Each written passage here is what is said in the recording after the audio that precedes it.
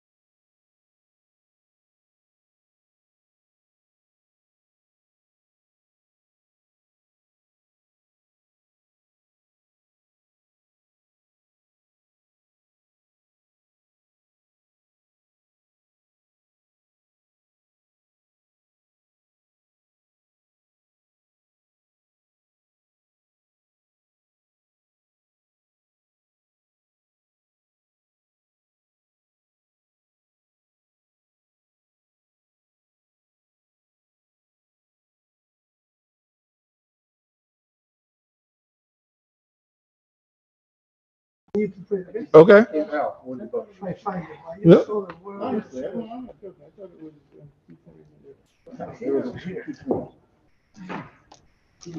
Put the rest back in my pocket. Right over there. No, you're not. You have to write in your name. For some reason, it's not on there. It's probably using old list. Hey. How's it going? All right, come on. We're ready to get started. Let's go. All right. Maybe you had some. Yeah. All right, good. Yeah, I'm doing it. Okay. We're going to start this meeting of the Black and Hispanic Caucus today at 7 minutes after 6. The attendance sheet is going around those who have signed. Yes, have a section at the bottom that says yes can sign in. Members signing next to your name. If your name is not there, write it in. Your ground rules again. We'll ask everyone to put their phone on the silent, vibrate, or turn them off if you like. We don't want to hear them. We interrupt the meeting. This is a area of the city that we do use masks, so we ask everybody to make sure you have your mask on. We follow the Robert Rules of Order and our bylaws during this meeting. Address each other appropriately. Has to be recognized to speak. Don't speak beforehand. Respect all members at all times. That's our rules. Now, we have a guest speaker who's asked to come in, trying to add some life to our meetings and some more interest. So we asked Jeff Fletcher. Jeff Fletcher is a former police officer, where I met him, and he runs a African American History Museum. It's actually called the Ruby and Calvin Fletcher African American History Museum. I remember seeing some of his display in the early days when they first got started. It's had enough to not quite fill one room. Now he's got a whole facility. So we'll ask Jeff to come up, do a little introduction, and give a brief presentation. Just for the sake of mask, can I stand back here? Yes. Okay, I'm gonna stand at distance when I speak. I can speak loudly. I am Jeff Fletcher. I am the executive director of the Ruby and Calvin Fletcher African American History, located at 952 East Broadway, Stratford, Connecticut. As well as I am the president of the African American Collections Incorporated, which is 503 Foundation. We have been open since October 30th of 2021. And as I know him as Alderman / Captain Gerald Tunes, he invited me to come to a great body here in New Haven, city of New Haven, about this collection. The collection stems from my mom and my dad, mainly my mom, who was Ruby, and my dad's name is Calvin. They both lived in the South. My mom lived in Camden, South Carolina, and my dad is in North Carolina, which is just outside of Raleigh. They did not meet until after they was on the path of the great Black immigration from the South. African Americans were fleeing the South for better housing, equality, and also oppression in the Ku Klux Klan. My mom has a card received, which is our logo, is reminiscent of the shack that she and her brothers and sisters and my grandparents lived on in Camden, South Carolina as shared property. The tree represents my mom and my dad's resting place to this day, which is Colchester, Connecticut, and is reminiscent of the state of Connecticut. They raised the family, my brother, myself, and two sisters in Colchester, Connecticut, which is the Orthodox Russian Jewish community. You're going to hear me talk a little bit more about my mom than I did my dad. My mom was the driving force behind this collection. As a child, she collected objects and items and ephemera, known as paper bills, paper items, and newspaper articles. And she collected this through her childhood, even as though when she left the South. Now, when mom left the South, she migrated to Colchester, Connecticut, unbeknownst to where she was going to be laying her head. When she got there, she was taken in by a Jewish family, Orthodox Jewish family, and raised under their roof and educated under their roof. She wasn't taken in as a domestic or a housekeeper of any of the sort. So I tell people growing in Colchester, which is a predominantly Orthodox Jewish community, which has inhabitants of the second generation Holocaust survivors. We had the best of both worlds growing up. And through all y'all that don't know Colchester, it is about maybe 20, 30 minutes south of the University of Connecticut stores. So we grew up in a rural chicken farm town, cow farm, dairy farm. My mom, when she collected these objects, she didn't really have a clue of why she was collecting them, although she knew that there was something from what she said meant something to her. And she continued to collect as she came to the Northeast and as she was raising her family. Unbeknownst to myself, my siblings, my dad, even, we didn't really know why she was collecting them.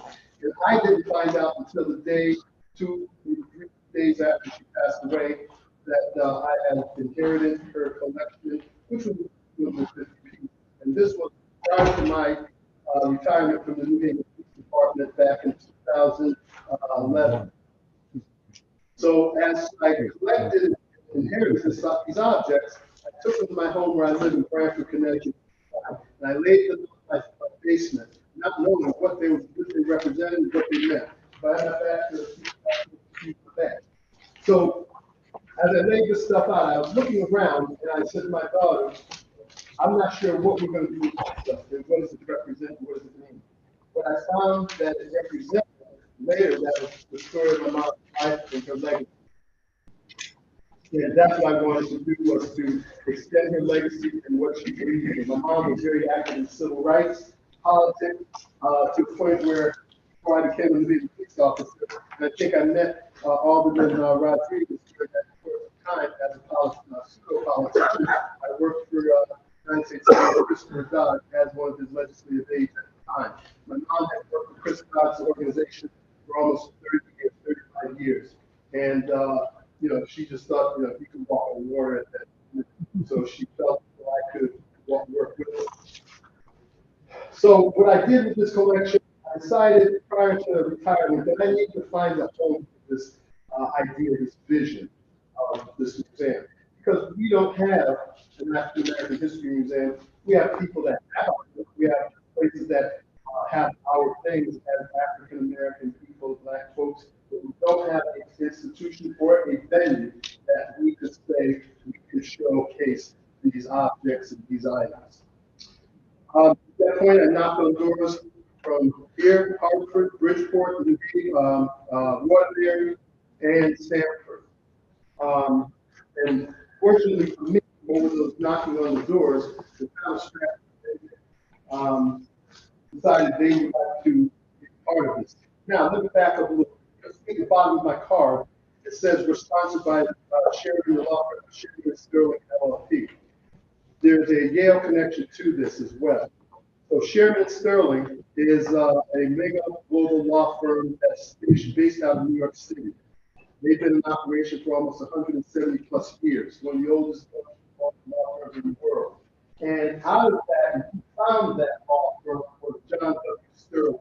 John W. Sterling matriculated and graduated from Yale University in 1864. John Sterling also went to Columbia University, where he obtained his law degree. After so many years in New York, he decided to donate $29 million to Yale University. And at that point, Yale took that money and they used it to build the Sterling Memorial Library as well as the Sterling Law School, as well as part of that money for the Yale Divinity School.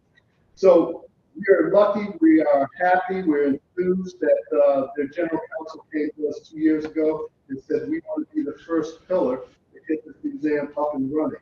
And hundreds, and so poetic that 170 years later, John Sterling reached the grave and convinced his law firm to sponsor and to donate money and to be our backbone and getting this first museum up. As I said, we've been open since 2021, and the museum has received over 9,000 visitors daily. And on weekends as well, we have fraternal organizations, we have colleges, we have high schools, we have partners with Wells Fargo Bank, we have partners with Subway Foundation as well, because we can feeding children, feeding kids, school-age children when they come to the museum for any type of activity. We partner with the education of Stratford as well as Bridgeport Charter School, which is called the Bridge Academy. We have written a grant where we have actually mentored and also taught their students how to understand and work with the mechanics behind the museum business as well as community buildings. We've gained a lot of partnerships, and we're getting ready to move our museum by next year to around the corner to John W. Sterling's home that he grew up in as a child, which is right around the corner in Stratford. So that's a 10,000 square foot mansion that we're getting ready to put away to build out so that we can get now the 7,000 piece plus collection that I own. This collection in this museum, we give the visitor, we tell the visitor, and we tell people it's not the Peabody Museum, it's not the British Art Museum, and it definitely is not any other museum that they have been part of. This museum, you will be immersed in and around objects that are historic. And we call ourselves being grassroots because we want people to have a personal experience as they leave. One of the great things about what we're doing here is people who cannot, children, young folks, old, black, white, Latino, Asian, Muslim, an opportunity to see some objects, historic objects up close and personal. Because my relatives now live in middle Atlantic states, Maryland and Washington. So I have afforded the opportunity. I go to Washington. I have food, lodging, and boarding. And the only thing I need to do is pay towards the missions. And there are families, after I've been there several times now, there are families that will never get to experience any part of the National Museum because of economics and not feasible for them financially. So I decided to bring that to the state of Connecticut. So we can get our children educated, our boards of education involved in this museum as we have in Stratford and Bridgeport. So in saying that, we start from the most horrific things that may have happened in these histories of America. We start in Africa because that's the origins of where African American history starts. And we'd be remiss if the community. So walk into this museum, the first that you will go into will be Africa. You will see objects from villages. See objects that were donated to us by people whose ancestors have come from different parts of the continent of Africa. And it's a site to visit. And what we want to do is take you on a journey. Take you on that journey after you are immersed in Africa, and then you go to another space, which is a darkened room, where you can't see your hand in front of you. In this space, we have recreated the hull of a slave ship. And in the hull of that slave ship, we have recreated the sounds, except for the smells, but we created the births that Africans and enslaved people were transported during the middle passages. And then in that space, you will have a big map that outlines from the roots from Africa to all parts of the world, and numbers of where Africans were transported across the United States and the You'll leave that space, then you will go into another space which we call our plantation. And that is a replica of what we call plantation life. In that space, you'll see a few of the objects that I brought here that I'll show you and you can pass around. That represent Africa, the plantation life and the history of those plantations. I don't know for 30 different types of strategies and objects that oppress people and control behaviors. We'll see all of them in there. As we walk through our version of the Underground Railroad into the light of day, now to the early 19th century, bias, stereotypes, and folklore, where African American objects were used, as you'll see again, objects were used to depict African Americans as buffoons, clowns, and idiots. And this went along with Black Renaissance as well as it went along to vaudeville and Louisville era. And we have to talk about those hard things because we have to understand for all those people who are, including myself, and all the entertainers and sports, they have, including myself, stand on some very strong shoulders. And we have to tell that truth. And one thing I do in my exam is I tell everyone this. There is no dumb answer. There's no dumb question. I'm not having anybody come there internalizing. And my feeling is that if you internalize this information, if you're feeling guilty about this information, I don't care if it's black, white, whoever it is, I need to have a conversation with you. Because that conversation I'm going to have with you is going to say this. We need to make some money. Because we all know what PTSD is, right? Post-traumatic stress disorder. So post-traumatic stress disorder, the real root of that is if you have encountered, if you have been up close and personal and more than dealt with that psychologically, physically, that means you have some serious pieces of information that you did post-traumatic stress. So I tell people that if you feel internalized, if you feel guilty about what went on, then that means that you are old enough to have been back in that period of time where you have experienced this stuff up close and personal, which I doubt anyone in this room is doing. What I have said is because she is alive, which is my 115-year-old great-grandmother who passed away in 1983 while I was in college. And she was one of the oldest people, African Americans, in the United States at that time.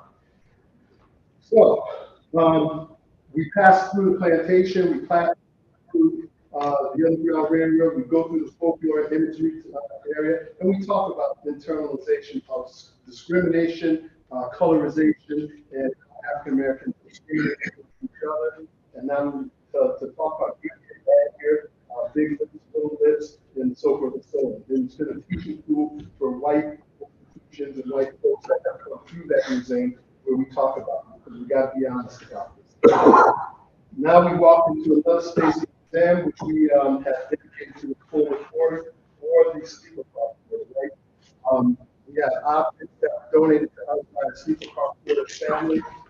We picked to and we also have a large discussion about A. Philip Randolph, who we all know has been a part of the being able to get wages, equal rights, and healthcare rights back. We then moved to an area where we call Jim Crow segregation movie theater. We did a makeshift movie theater from the 1930s, and in that movie theater we have chairs that came from a making theater house in 1935. But we have to pay attention to Jim Crow laws, and in that movie theater, we're opposite as a movie going on, showing you civil rights marches of the 1963 Portuguese. Jeff, take a breath for a second. Just wanted to recognize our majority leader, Olafillo, our President Pro Tem, and Treasurer. Morrison, I'm not James. I'm Morrison. Okay, I did not wear my glasses. We're over here. Oh, okay. I didn't have my glasses on. All right.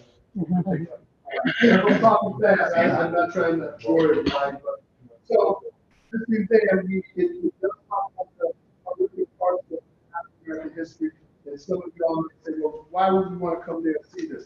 Well, why we need to see it because again, this is our history. This is what happened here in these United States, and their DNA of everything that went on towards African Americans, where a lot of negative things occurred. But it gets better. We also move through that segment and we go into our Tuskegee Airmen space.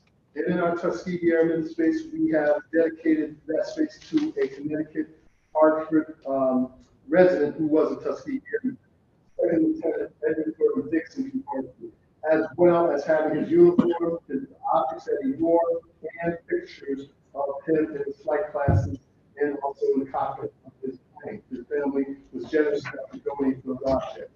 as well as my relative, First Lieutenant Henry C. Fletcher from San Antonio, Texas, who was also a Tuskegee bomber pilot. And his flight bomber suit, as well as his pictures, his yearbook, and so we're proud to have that. That's probably one of the highlights of the museum as well.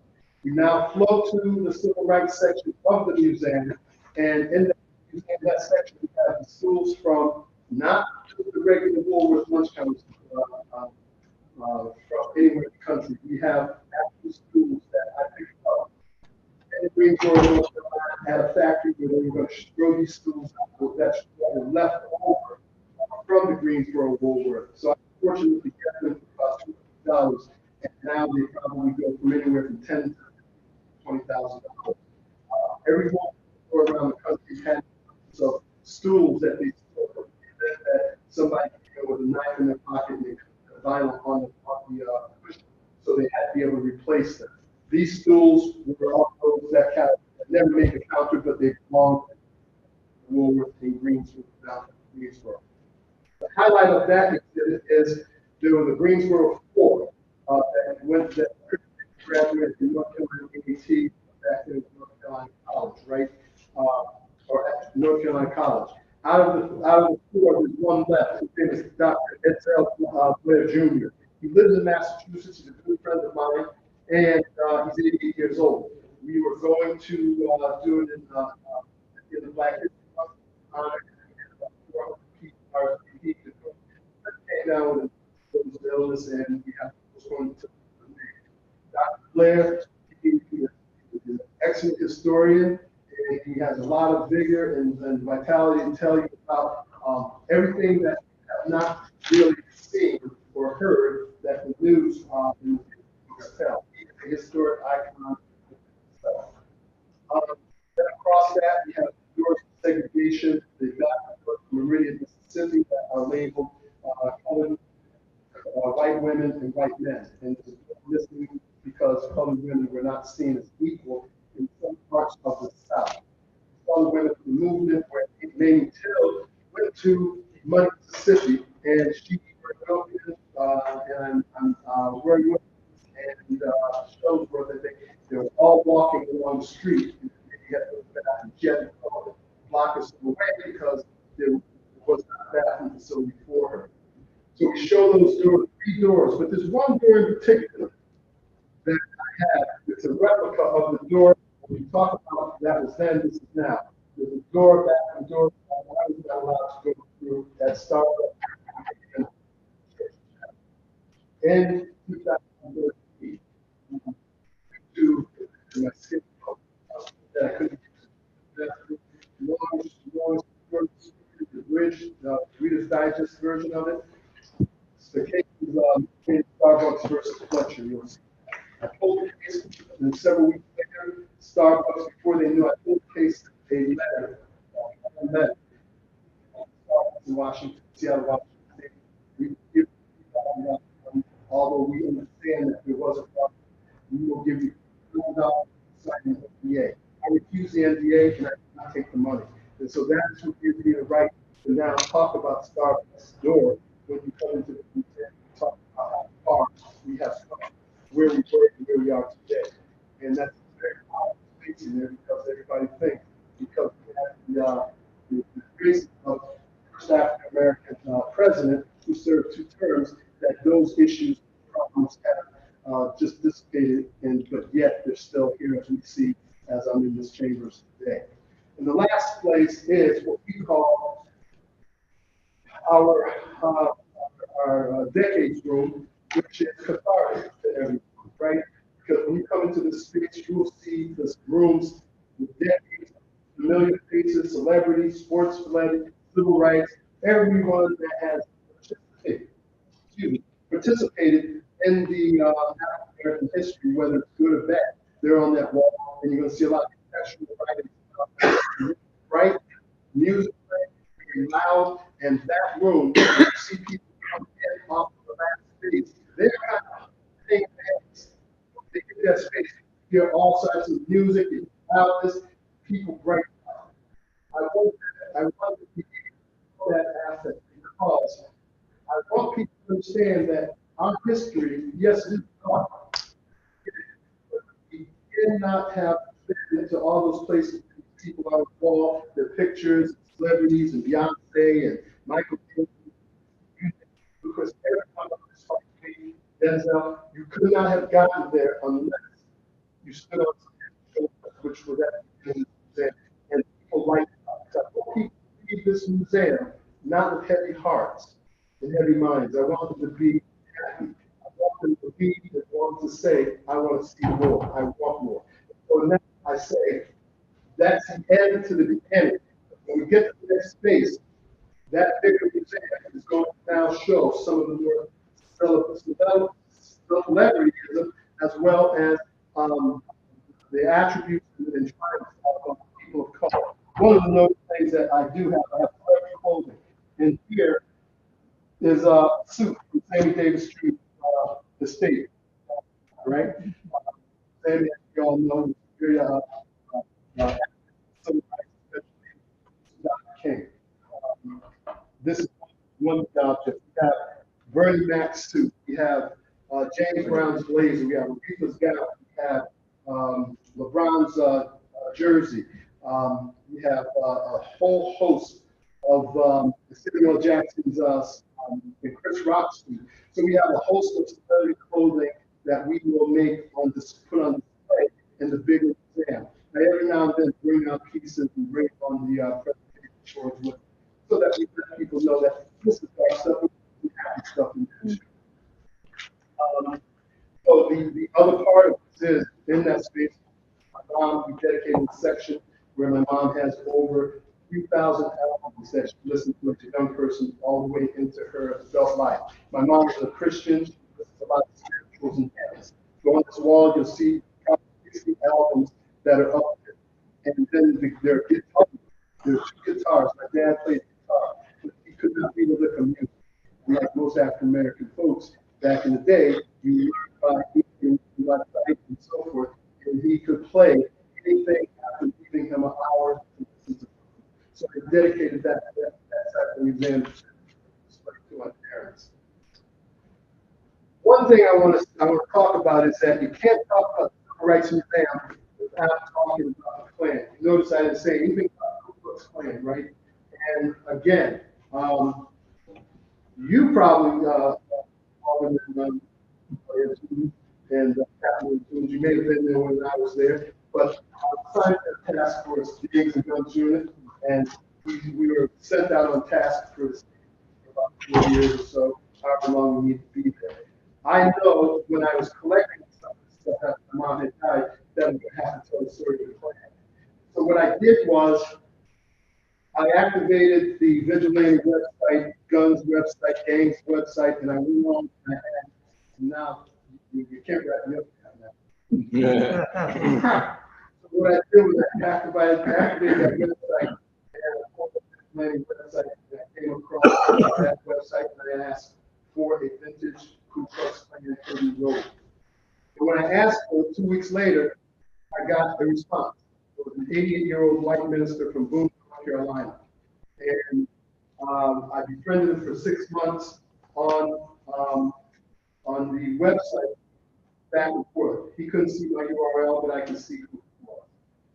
After 6 months, I came out, so to speak, of the closet and said who I really was, because we had been exchanging email, and he thought I was a white minister, youth minister, who was trying to enable and trying to strengthen the Klan to white youth. And that was my premise for getting in good with him. But when I came out and told him who I was, because now Trayvon Martin had been killed, a lot of things happening. This Johnson, I think it was, had been drugged from the truck. And this man's motto was online: good anywhere is a dead anywhere. Right? And I had to take all that in and listen to it. But when I came out and told him, I called him up literally on my personal cell phone and told him who I was and what I was. And I said, yes, I'm one of the scoops that you talked about every time we got online. I'm the editor, I'm the monkey, I'm the scoop, whatever. And I got him to sell me his Ku Klux Klan robe before I told him who I was. Whoa. This is only one, right? And I bring this only because this is the one he sold and has a hood and everything, which I didn't, right? This is as close as most people will get to this, right? And we know the history between law enforcement and the Klan and law enforcement and the mafia, right? He sent me pictures, I asked for pictures, flags, and so forth and so on. He sent them. He was pretty hot about it, but there was nothing he can do. He had it written there. He called me all these names and so forth and so on, which I said, that's fine, but my objective, which was one of these things to tell a story, only for educational purposes, right? So about a month later, I'm sitting in my car and I see a package on the steps of the museum. And I go to the package, put down my staff, they're arriving too. And I go to the steps and I open up a box. Inside the box, it said, a note, your museum could use this better than my family can to tell a story. And I hope you can use it. And it was this. This was a vintage Civil War post-Civil War Klan outfit. Came with the robe, the hood, the tassels, and everything else. Unknown who and where it came from. So we now are recognized kind of like, unofficially as the representative of obtaining Ku Klux Klan information, because what we do is we turn that ugliness into education. And so that's what this museum is about. Here are some of the things. What we do in my museum, because I want young folks to be impacted. What we can do this. I'm sorry. I want young folks to leave here impacted, and they normally do as adults. And what I do is I allow people to hold, but I tell them everything that's spiritual blessed in the museum. I don't have to worry about hearing strange things walking in your house at night and people coming in, right?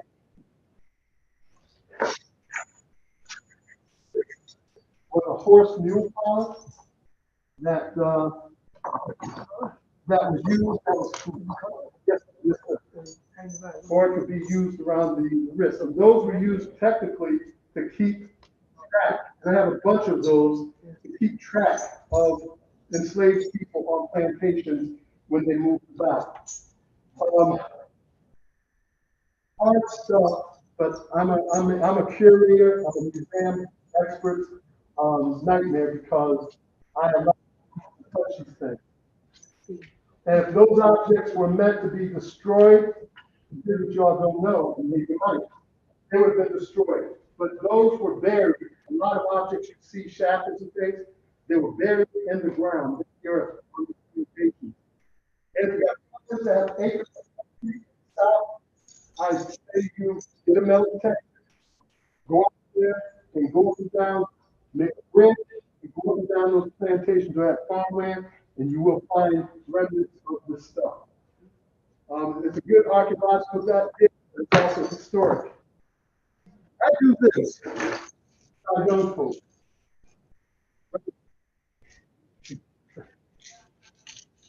This was then, this is now, right? These tools have not changed. They still do the same thing, right? What they do is they hold, they bound, they keep you, take your civil rights, they take your freedom away. These are no different. I tell kids every day that these objects, this right here, it's only going to take a decade or so. They're going to be like this. And young folks want to put them on it. More than likely, you will put these on at some point in time in your life. When we talk about the introduction to African Americans that are introduced to the criminal justice program, right? And I bring my own story into the we studied ourselves, but my first introduction to the criminal justice system was being falsely accused of breaking into a junior high school at the age of 11, doing about $10,000 worth of damage on a Sunday morning. The United States troops approached my school and threatened to fingerprint me, mugshot me, and take me to the barracks. I grew up in Caucus, right next door to 2K. And I had presence of mind to tell the trooper and tell my principal, call my mom. Now we're talking back in the 60s. And my mom came up in house coat, flip flops, slippers, or whatever. On my dead body, was not take a picture of my child, and he's going right now. Long story, I was accused, but it was a mistaken identity because there was another black family that lived in the town, and he did not even look like me, but they said it was me. And all day, all evening. So that's how we are introduced, how young we're introduced to the criminal justice system at that early of the age. When I talk of this object, we use this object to talk about image of how African Americans are looked at. Right? Ugly. My mom collected these actually in Connecticut. And when I tell people that these things were not only made in the South, because everybody thinks all this ugly stuff was made in the South. Guess what? Can anybody tell me where you think this was made? Right, Connecticut. You're close. You're close. It's definitely Connecticut. You're close. Cromwell, Connecticut. Yeah, I know. On the back of it has Jolly, the N-word here. It was made at a company called the J.B. Stevens Manufacturing Company. It went on business in the 1950s. So when we talk about this stuff, we have to understand this was rampant all over the country. And we also have places called the Coon Ranch, the Coon restaurant, where you have a black person that looks like a monkey with a gold tooth and a little hat on, right? Those things occurred out in the northwest of Washington, Colorado, those restaurants, and in Sanborns, right? That recently went away. Extra Mine and Local Bend, market anymore, right? This is part of that discussion. So in this museum, we try to do a whole range of things, educating, and also we have a resident sculptor where we have his sculptures in the museum, throughout the museum, Asian American. And he has some beautiful things. Now, white folks donate things. And what they say is, this was in our home, we found this in our home. They never say this was belongs to my family, right? We don't care, we don't ask the question, but who owned it or whatever. They're going to tell you what do they say, lemons out of lemonade. Lemons out of lemonade, right? That's what we do. And usually it's a hit for us. So again, I thank you all for allowing me this time to come in here and just go over. I had a video, but it would take too much technicality to go through and get that up and running. You all have more questions things to talk about. But it gives you a tour of the museum, and that's why I'm trying to tell you how space is there. I hope you all get to this museum. I'd love to be more interactive with the city of New Haven because I worked here, right? And you know, it can only do better. We had Brennan School there not too long ago. We brought the whole school out there, and they loved it. And we bring the students there. If we know how many are coming, we will supply lunches for them. Because as I said, we work with the Subway Foundation, who was generous enough to support us as well. I'll take questions if anyone has. Jeff, can you tell us a little about your sponsors? You have different donated. Yeah, so we have, you can go to our website and you can donate online. You can donate through the website. And people that come to the museum, you know, we never turn anyone away. We just say, come to the museum, you know, give us an honorarium, a donation, that's fine. But if you don't have the money, we never turn away. But more than likely, people do come to the museum and they do leave, you know, sort of a fee. Our major sponsors, as I said, Wells Fargo Bank, Wells Fargo Subway, and Sterling Share are big. We've only been in operation going on 2 years now, and we're getting other funding sources as well. We're getting ready to have a conversation with James Naismith Hall of Fame. Again, it goes to there are ball players but then there were people that were before the ball players that made it possible for at least 70% of the enshriners or the people that are enshrined at the museum. They came from somewhere. Right?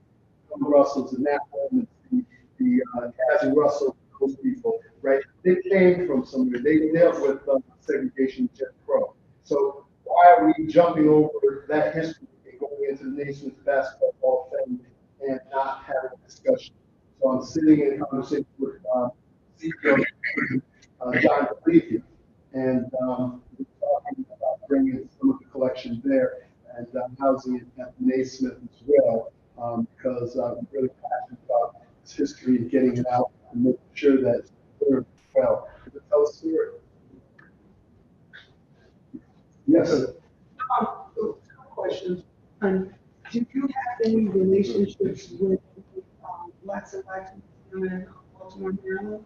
I'm embarrassed to say on 2 counts, no, and never been there. But people that have traveled as far away as Hawaii, Baltimore, Wyoming, and places, they have been there, and they cut through my space.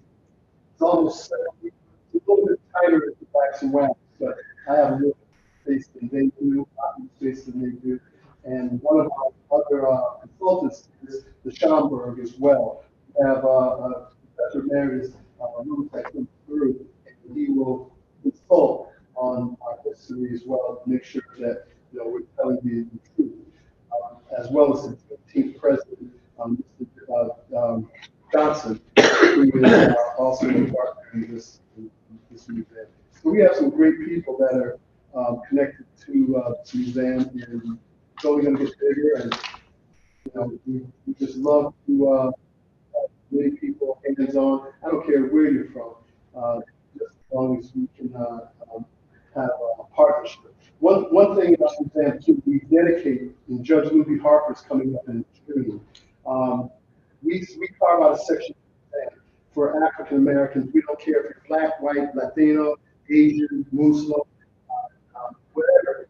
You have contributed to civil rights, human rights, equal rights, women's rights, LGBTQ, that genre. And if you contributed anything to have to do with that and made a positive impact, whether you're cast or you're alive, I would knock on the door and I would say, Gerald F. I need, because we're getting ready to do Captain Grady, right? Charles Grady. And we will ask you for your uniform.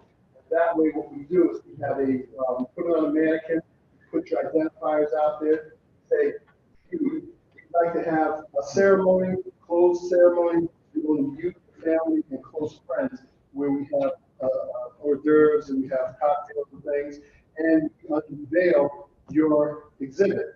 And that's on display for everyone that comes to the museum, because we want to put a face on Connecticut, especially if you're from Connecticut. We already know about our national heroes and sheroes, right? But we want to put a face on our Connecticut people who have contributed to our history, and we're excited about that. So we have clothing from Judge Harper. We have his suit, we have his robe, and he gave me an assortment of pictures. He's excited to go. Wesley Matthews is going in 2 weeks. Senior from Bridgeport, and his son donated their uniforms. Their homes from here from New Haven. She gave us her McDonald's All-American uniform, as well as her Connecticut son. As we know, Rhea has graduated from Hillhouse High School and also West Virginia, University of West Virginia. So we have a number of things of Connecticut, and we're looking to build our Latino history section as well, going into the bigger museum, and I'm consulting. And there is a famous Latino that was in Hollywood, from the Hill. Not only Alma, but there was one way before got our fields out. But we need to have Black and brown people in this museum, because Afro-Caribbean history and culture is not that far apart. And so when we talk about this museum, it's inclusive of all those people, because there were a lot of Latino people, majority of Latino people that were on the lines during the civil rights movement that made a movement, not a moment, a movement. So we're we got a lot of things to do, and I welcome anybody to pick the phone up. I'm kind of like always there. It's my second home. I'm there 7 days a week, from the morning until the afternoon. And I welcome everybody to a place where everybody. Yeah, but I did, I have a second question. Yes, sir. So one, blacks and whites, that was a professor at University Okay. Martin. And the second question was, are located in the Stratton area, and we have like the Amistad line here. Are there plans to do any type of collaborative displays, something, you know, almost like a one-stop shop, for visitors to see it, right? Yeah, so we have the Amistad, we have a replica of the Amistad, the actual ship that was used at these schools, buildings that were across the town, that refurbished and built that. We have that inside.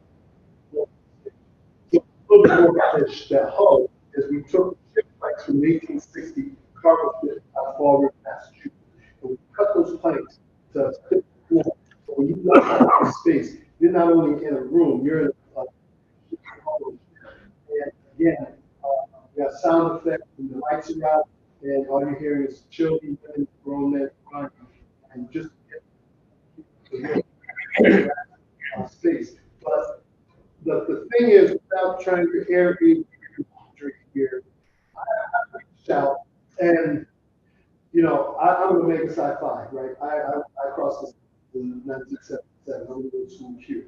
And one of the things that I'm difficult in doing is trying to get our organization. Yet, and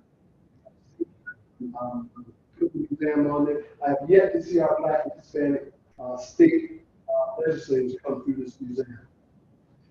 And to me, that's a sin. And the reason why it's a sin, as we talk about African American curriculums in schools, and we know that that is the hot button topic, trying to get that schools, right? How does legislators, Black and brown legislators, get that conversation going to also get support from the other side of the aisle? Right?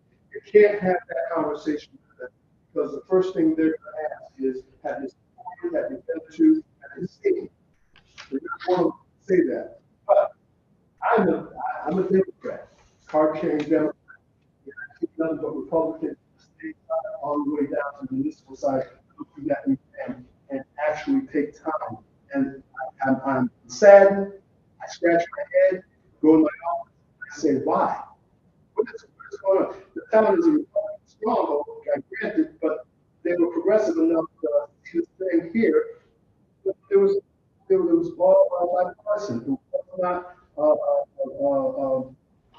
a situation where they found out nobody was trying to get votes, but they were there. She just got elected, and they had asked me if I wanted to do this to hear about it.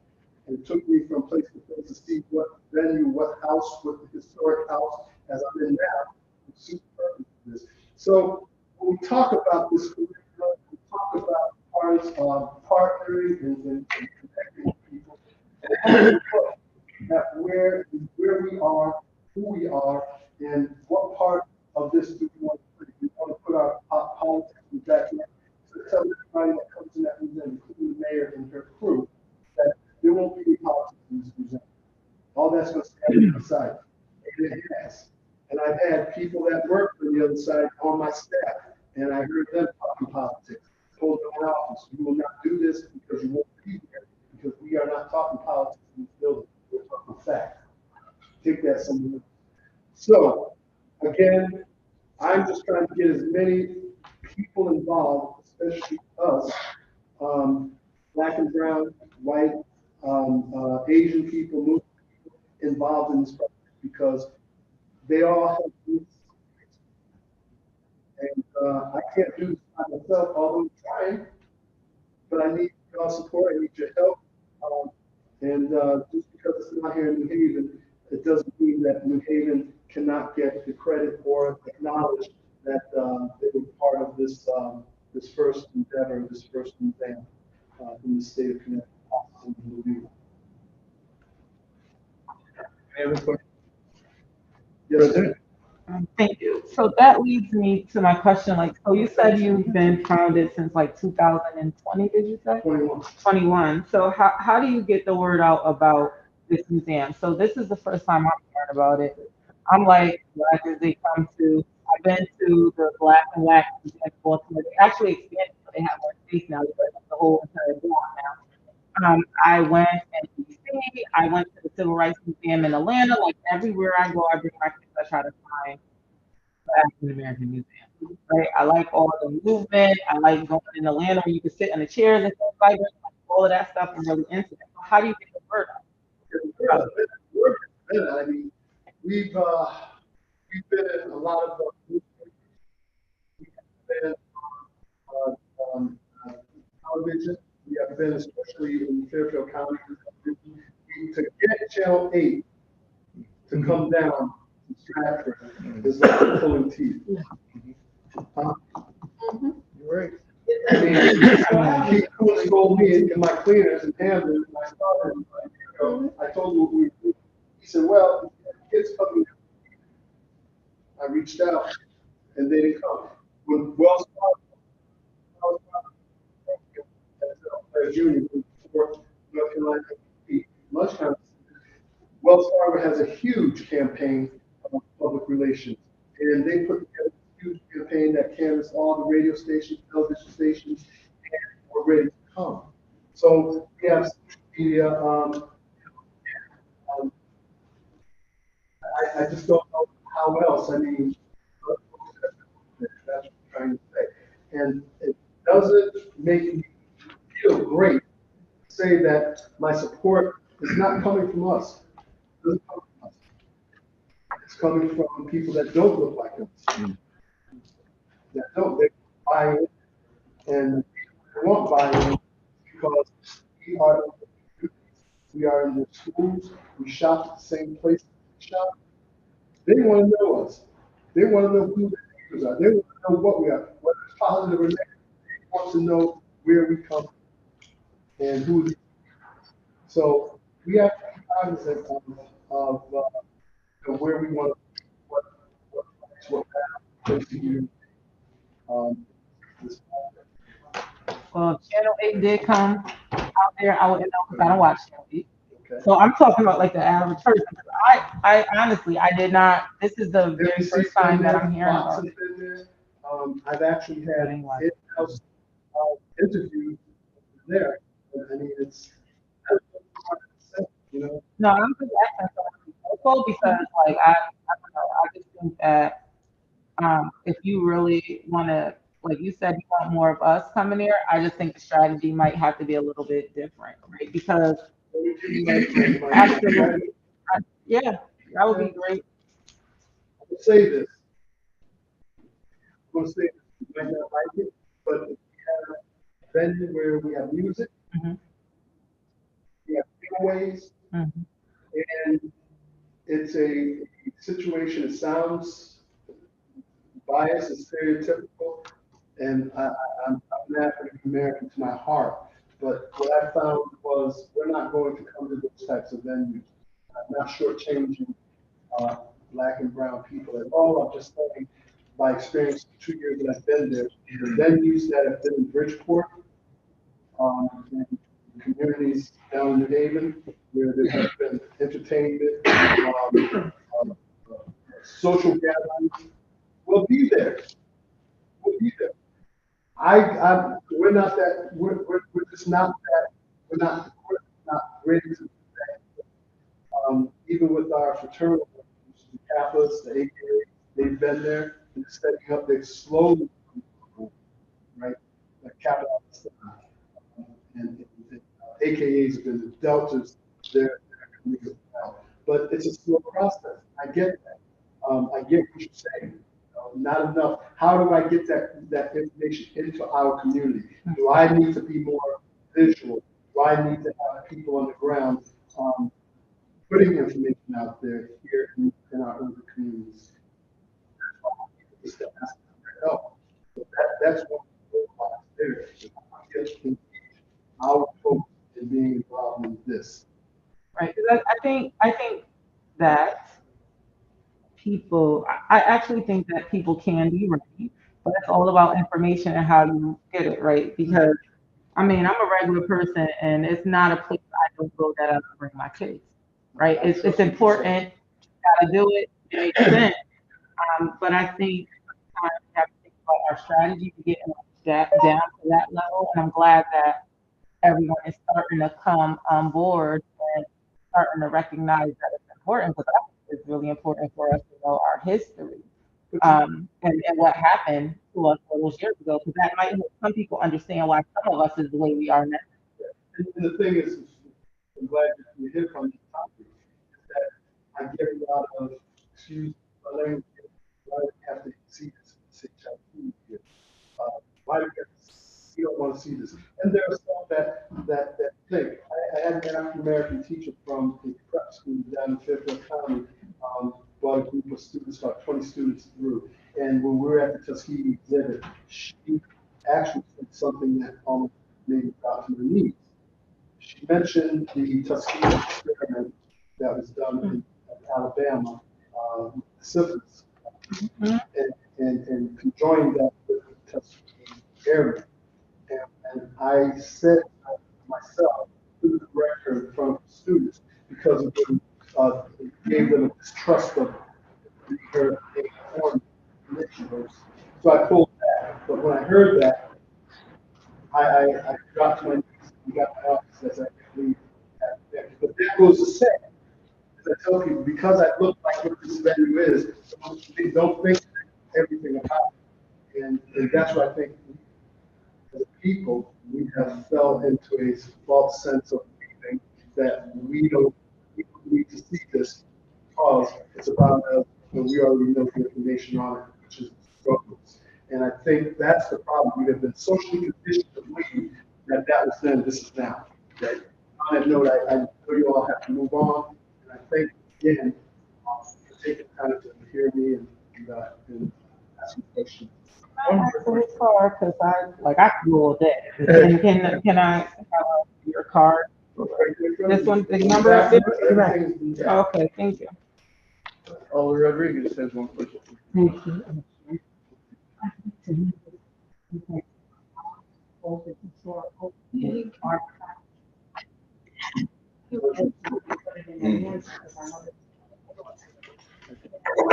Jeffrey, Jeffrey, not only we worked in the campaigns, but we also worked at the New Haven Family Alliance back then with, I believe it was with, Mustafa and, Vinny.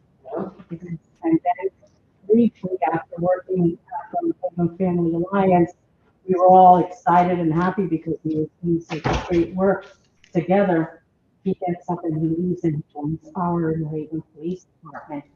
And I believe that's where I also got involved with, um, share.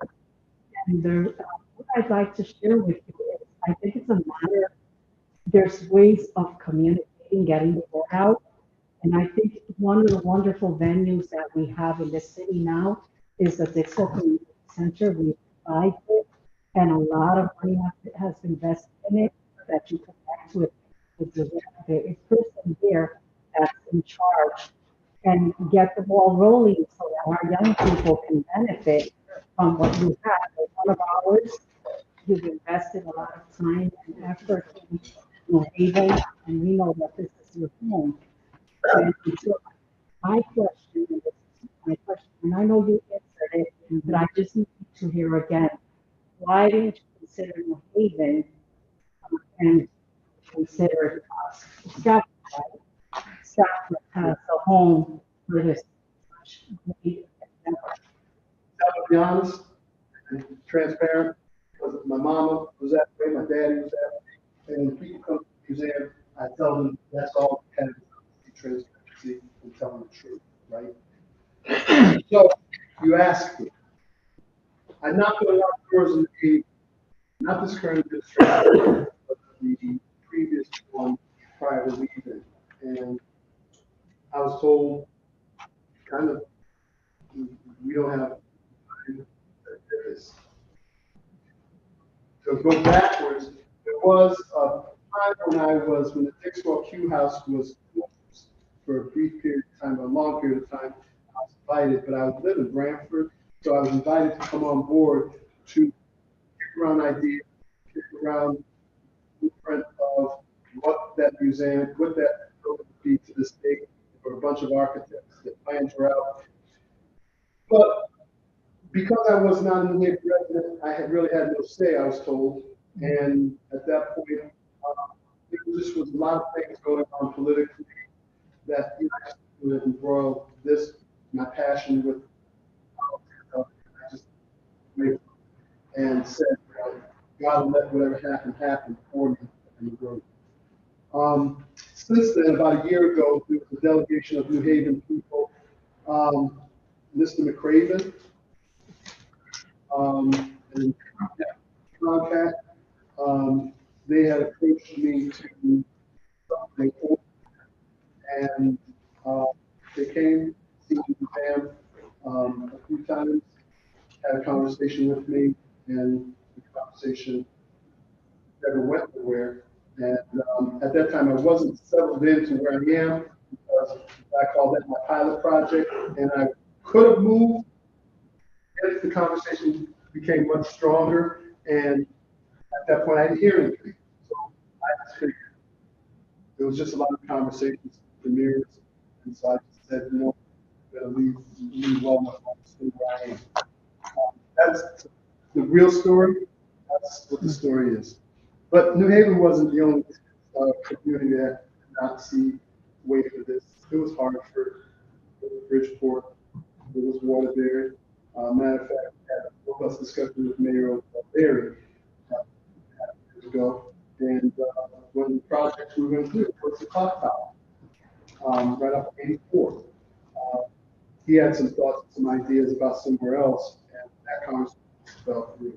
So, being that the town of Stratford had been calling and asking me to do programs there with schools, Bunnell and Stratford High, and Alden Center, and all the organizations there, they became familiar with me, and that mayor came to me and said, "How would you like to bring what you're doing to our community?" And right off I-95, 5 minutes off, and 5 minutes away from exam train. I said, I'd be a fool. My mom didn't raise a fool, so I'd be a fool not to take it. And being that we're a 501c3, it worked for them, it worked for me. And they took me around to different locations to see what historic homes that I would like to have. One, now to the bigger place, but we've been blessed. I just think we are. We're doing what we're doing, and I think it's closed doors with the Stratford. Thank you, Mr. Chair. Quickly, how many people walked into the doors in 2021? Probably about 5,000. We're up to like maybe 7,500 people that have come to those doors to the state. Thank you. That's all.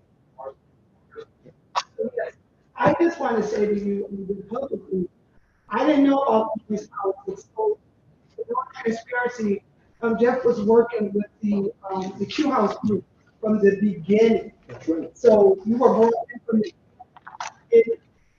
I figured that, because it took us 10 years. That's right. And I figured that you just didn't have to there because I looked around, you were no longer at the always. I had some sidebar conversations with some people. Oh, okay. Okay, I'm sorry about that. Oh, I know, yes, I tried to make sure that you were at the table. It took us much longer than we ever anticipated for the kiosk to. Oh, we do have a museum. Yeah, So, I haven't been there yet, but. so the city, we were trying to work because this is such an important, project, such an important information we wanted here. So I guess these sidebar conversations pushed you over to Stratford. Just know that, that's so sad. Just know that we did want to, I wanted to, I like the information that you want to provide to us. All right, I want to say thank you for coming, and I didn't have a question, I had a comment, make a comment. Go ahead. And acknowledgement. First of all, Jeffrey, I just want to thank you for continuing to do what you've been doing. You did come to the board, you came right to this committee. I remember you coming here, presenting to us, giving us the information about this. And it kind of, it threw me because we didn't buy into it, as they buy into. We didn't take it serious, I guess. But I do remember you coming to the and presenting what you're doing right now. It wasn't so much in detail, but I want to thank you for again. There's a couple of things. I remember you did a display at Southern Connecticut for the Bob Salisbury Scholarship Fund, and it was phenomenal. People turned out. Everyone was taken. And it bothered me that we didn't really do anything about it because of stuff like that you were doing. It was great. It was just really great. The thing you didn't mention when you first told me this story about how spiritual it was, you were about ready to throw this stuff out of your house. You're going to throw this stuff away. That's right. You said your mother came to you in spirit and said, no, Yeah, I'm so, not throwing my stuff out. You should have mentioned that. yeah, real quick, so what happened was, as I was laying this stuff out, I didn't really know what I was gonna do with it. And it laid out across my basement, and all of the things, and one of the things that I used to fight with my mom and dad, especially my mom, about was why was she collecting junk? And I used to call her quick second, call my dad and my mom. And so when I got this stuff to my house, I didn't know what to do with it. I'm looking, and I said to my daughter, I'm called 1-800-JUMP. And as I was calling 1-800-JUMP, so I had a lightning bolt of a pain that hit me sharp in my neck. And I cringed like this. And my daughter, Dad, you're drunk. I said, I feel like I got this pain in my neck. And she said, that's Randy telling you you're not going to jump away. So at that point, I had to further this off. So yeah, that's good. Another comment. Well, I just had the opportunity to attend the National Cities Conference, and you were mentioned so much. We had a meeting with CCM, and the mayor just put you on pedestal. They're glad they were fortunate to get the museum in Stratford. I was here. Sometimes she speaks, she sounds like the town council, she whipped them all from board. And so when it came time to vote, it was online on Zoom, they all voted unanimously that night to accept this event. So not going to get wood, move options, obstacles that make the news locally and nationally. Again, I want to thank you all for giving the time here. And again, New Haven's always going to be my home. My second one, my first one was Colchester, my second was New Haven, my third is Stratford. But the point is, New Haven's always welcome. Always down to do programs, projects, to do. I'm going to need you as Alderman Rodriguez. I need Alderwoman Rodriguez. I'm going to need for you to sit and consult like the old days so that we can get that Afro-Caribbean together for the. I have a museum board. Good. Yeah, Yeah, we're gonna be connecting with the president. okay, that's gonna be perfect. Thank you. Thank you all. Appreciate you coming down. Yeah. Yeah, what more to see down there?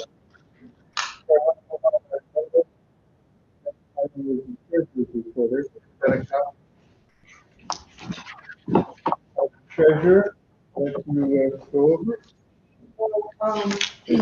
Anyways, for my disclaimer, Al is the one that drafted this up, and so as he told me, well, you all want to know what we have.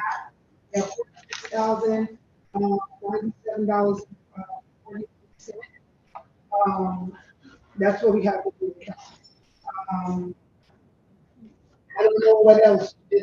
All the other information is lined up here. And so that's really the bottom line. Whatever your questions you have. Anyone have any questions for the treasurer on the treasurer's report? Anyone have any questions? Let's go. Thank you. Next item, new business, donation request. I understand we have one or two. Select two, I think he's from the. Right, and you are Richard Kennedy? No. You're not. Operating to,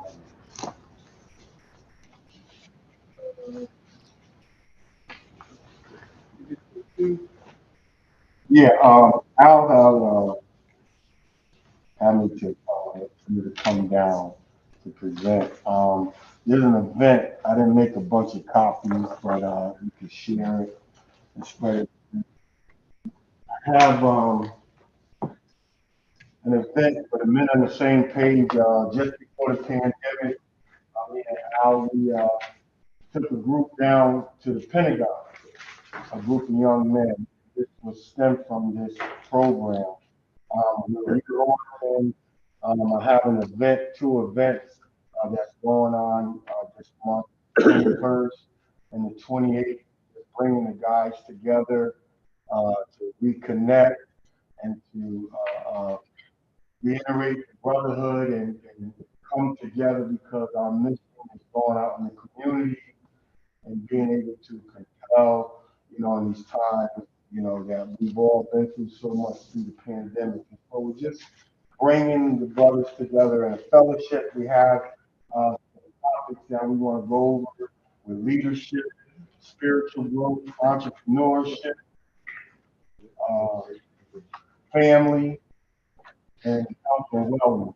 And those are some topics that we will be discussing, getting a few points, and then having, dialogue and just bringing the brotherhood together. This event is stemming our ongoing efforts, because we need the men in the community, these are some challenging times that we're in, and so we want to make our presence known and be able to show community and brotherhood. The sisters, y'all always hold everything together. It's time to get brothers together and on the same page. I just want to thank you all for the opportunity to present. I am still my brother, my sister's keeper. And at this table, we all have, over the years, some great work, some great things to do. We just want to continue and start this again. Any questions? Have any questions for Mr. Chris? Yes. Or is it Reverend Chris? Yes. Welcome, Myers. Thank you. Can you tell me a little bit about the brotherhood? Like, is it ages 5 to 6? Like, just a little bit about the age group of the brotherhood. Well, right now we're reaching out to the older brothers to be able to come together. We're going to be doing something geared towards helping the younger generation. I have a program that we're in the process of putting together for this summer. But right now, we're just trying to get the fathers together, young men, the young adults, we're looking at the teenagers, that we can be able to mentor them and get them on a career path. This is something that we're trying to do now. We know that there's been a lot of change through the pandemic, and there's some other opportunities that we want to get the community involved with, some different career paths and different changes. So that's why we have those 5 topics. First, we want to get the men together that can continue the brotherhood.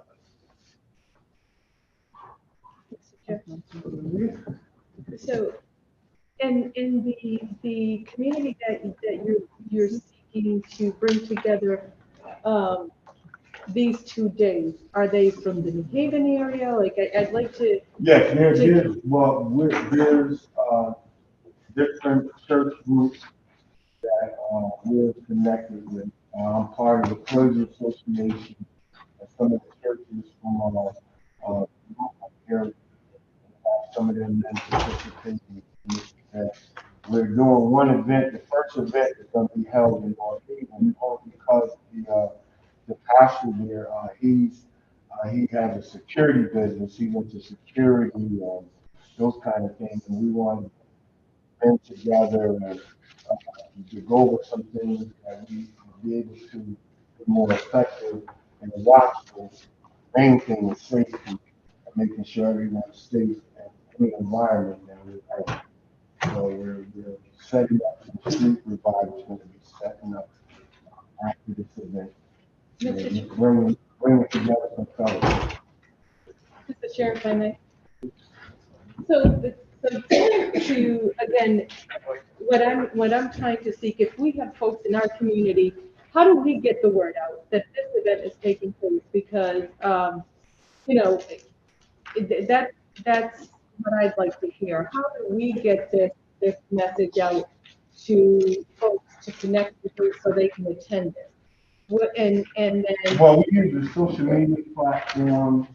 We can get this website information. We can. It's still under construction. We almost finished the website. Okay. And so, but my phone number is there, and we can be able to reach out to them. My final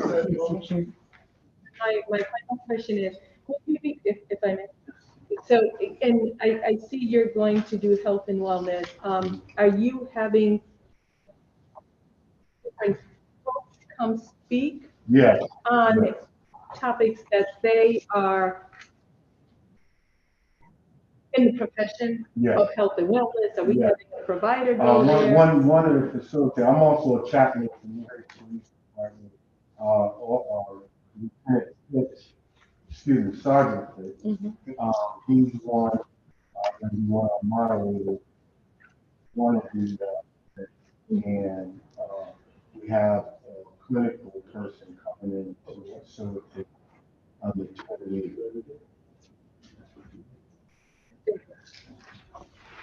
Charles, you have a question? Yes, I do. Thank you, Mr. Chair.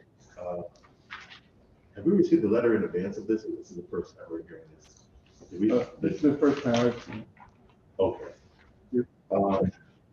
And thank you for your presentation. Okay. Pastor. Just wondering, is this by your church? Yes, our outreach.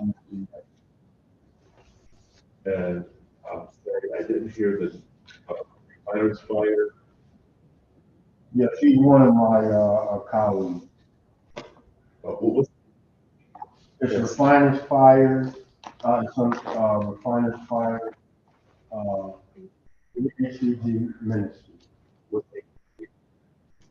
I'm not sure what the acronym is on that. That's exactly. You're partnering with this? Yes, right. We're using his space. Oh, okay. And your church is? Upright Ministry Outreach. We are outreach ministry. It's a new outreach ministry. Oh, evangelistic or pastoral? Okay. I'm just trying to get an idea of who you are. Okay. Thank you. Thank you for your presentation. Thank you. Thank you, Mr. Chair. Thank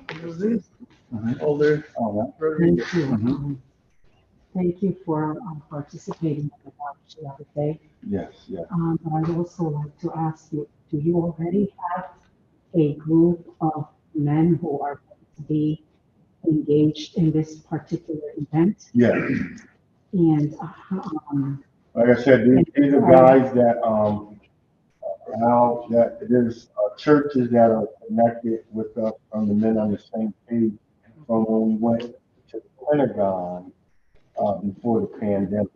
And when the pandemic came, we had to just so we just bringing everybody back together. and as a chaplain in the New Haven Police Department volunteer, are you going to be working with youth from New Haven?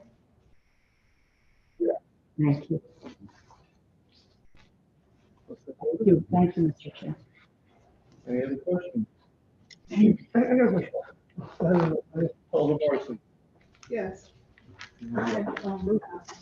So I'm very concrete, right? And so when I'm looking at the flyer and I'm looking at the message that's on the back, a lot of times when people come in, we have somewhat of a idea, like it almost gives us a visual of what this actual event is going to look like. I know that you said that it's going to be a 2-day event. And so is this a 2-day event where you're going to have a location and you're going to have different speakers come in and provide different resources and information, things like that? I'm just trying to get a visual of what it is that you're actually doing in the sense of funding.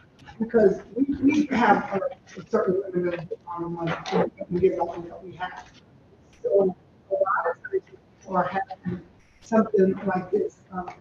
They use money for food, and something like that. So I guess for me, I'm trying to get more specific. One, what the overall event, what that's about, but specifically, you're coming here to request funding for food or Yeah. I put that in some literature, other literature that we handed out and some and for. It's easier for us as a group. You're coming, you're talking about your event, and you need support around food. That's very clear. But when we're talking literature and things of that sort, then I know for me, I start to think like, okay, what type of literature is coming out? You know, all these specific things. So if you're having an event that's going to include, I don't know how many people do you think? We're looking, it's going to be maybe about, for each day, about 50 guys for each day. So you're looking at for funding for about 100 people to feed them. So, sandwich. Well, we were going to do I call it the cheese spaghetti, that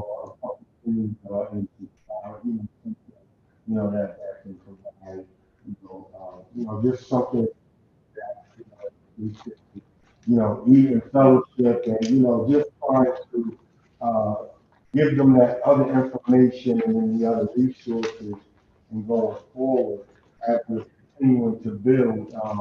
How we've been having discussions about going back to the Pentagon, setting up another event, overnight trip, but right now we're still waiting on the clearance from the Pentagon because a lot of things have changed through the pandemic. So it's a while for us to be able to make that happen, but we don't want to lose the momentum for what we already built. So we're just trying to bring everybody together. I guess to give out information.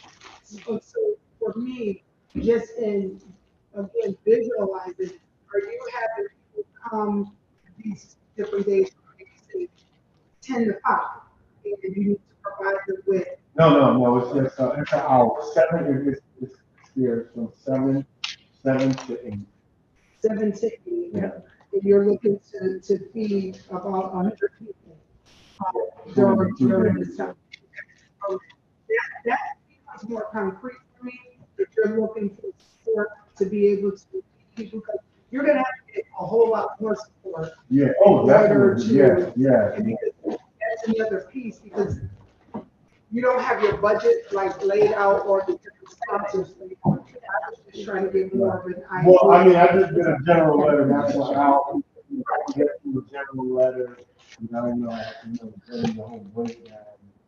Right. I mean, No, that's fine. It's a full plan because we also have a career path, and these guys, we want to be able to help them to be able to monitor the kids as we do other for the minute.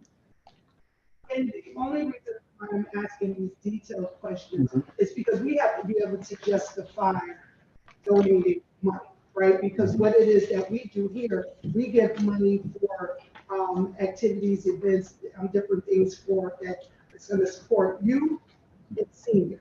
So that's our platform, and seniors. And so, for me, again, like the writer doesn't really say, like, we're going to target these youth and, whatever that situation is, and we're going to do a litany of things. So one of the things we're doing, we got to feed the people, because I can understand.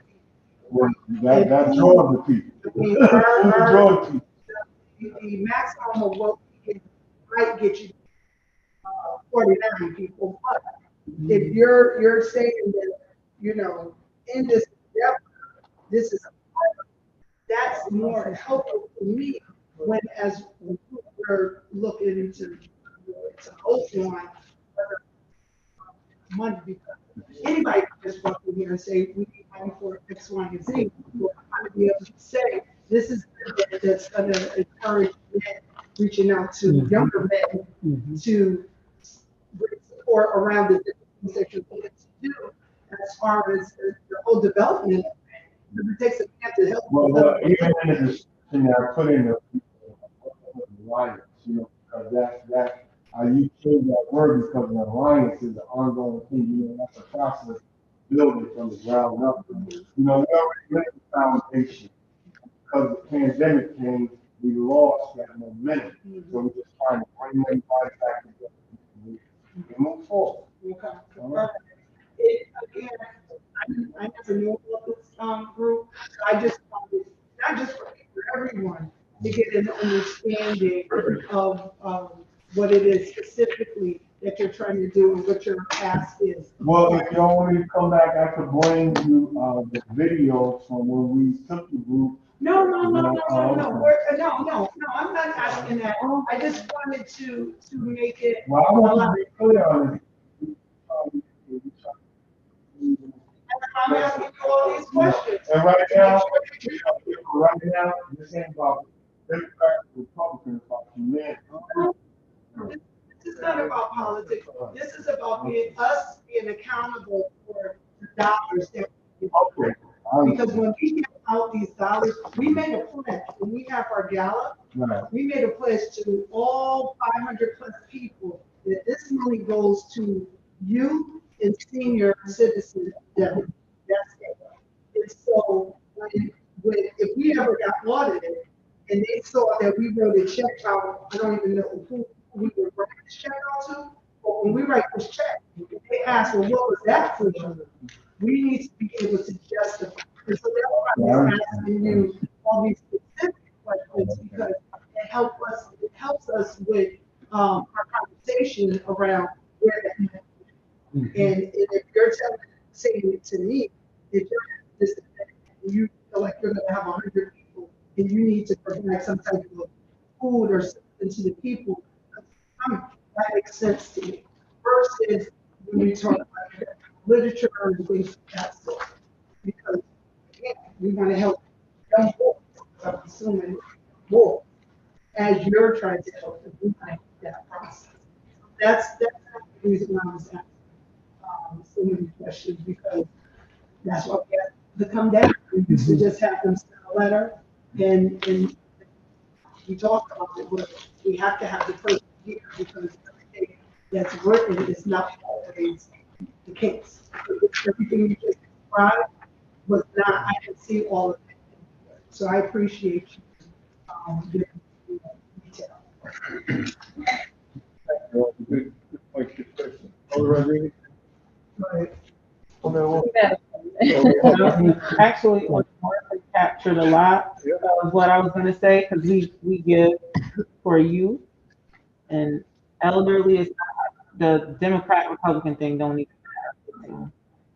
So the same 50 people coming both days, because the way I hear it, right, is that this is a group that was formed before the pandemic, and you're just trying to get them back together. So then you could make sure that everybody's still ready to go out there and then talk to some other group of young people. So is it the same group that's going to come on both days?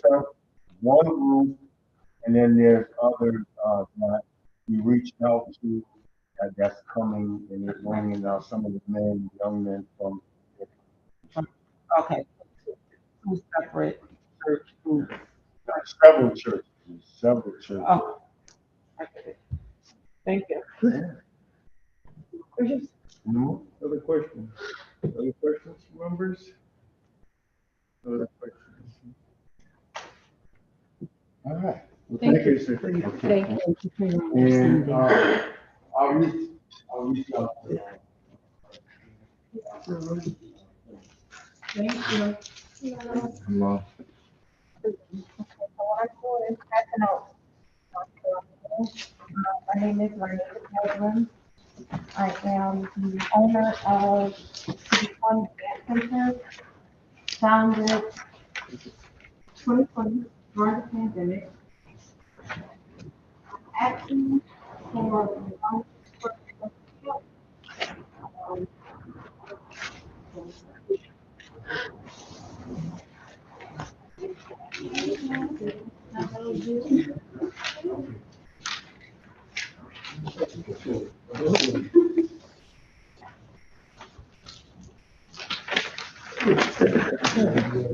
Okay, so I guess before I get to the fun portion, I'm gonna do a little explanation about why I started. I'm a dancer. I've been dancing since I started with a music teacher some years ago. From BDs, I went to high school. I went to co-op. Then after co-op, I branched off and, wanted to open my own studio. I love dancing. Dancing is my passion. Uh, but when I got into the dancing, I realized that, it was a predominantly black dancing. And a lot of dancing schools we have in New Haven are predominantly black. So my vision for home dance center is the diversity and culture. So I want to bring Spanish, right? I want to bring Chinese, whatever you associate, our dancing school for dance teachers and students. I didn't get that diverse aspect until I was in high school, and it helped so much because I wasn't with my peers, and I was able to grow as a dancer, both mentally, physically, etc. Um, okay, I started in school, and of course, I was during the pandemic. I got a small grant for my dancing school in 2020 and 2021 during student COVID, we couldn't go inside building. I did the dancing school online. So I had about students for a month during the summer. The I had gymnastics, hip hop class, we had a ballet class, which I believe is foundation of dance, and an African class. And the summertime, I want to say, about around June, we were in person, but we were outside. Because again, it was, couldn't go inside. Last year, 2022, I was out of the arts council building standby. It's not funded. It really came from the parents and from my students actually performed at the Kwanzaa event last year. This year, I expect things to be better. That's only to continue. And be out of next haven. This year, last year, I want to say I started the summer camp last year. So I had 10 students. This year, I'm going to be intimidating because I have my tutor going and have everything planned out. What I noticed last year was,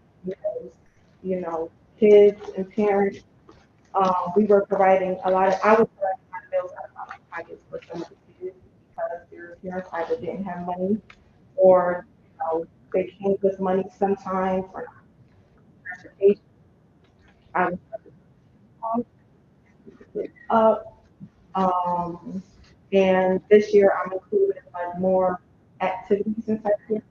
Last year did a health and wellness portion. And I had Tim Anderson. He is a nutritionist.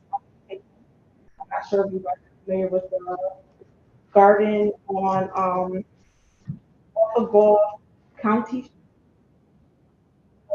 Street Garden by the jail. So they have a garden out there. He's with that whole team. Come every Thursday to give the kids lessons on dieting, herbs, and things like that. And then I also had Jade. Wow, she also has a business called Crafted by Jade.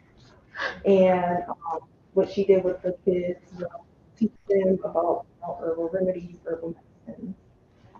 I brought them to the garden. Offer like a health and wellness portion inside of it. All goes hand in hand.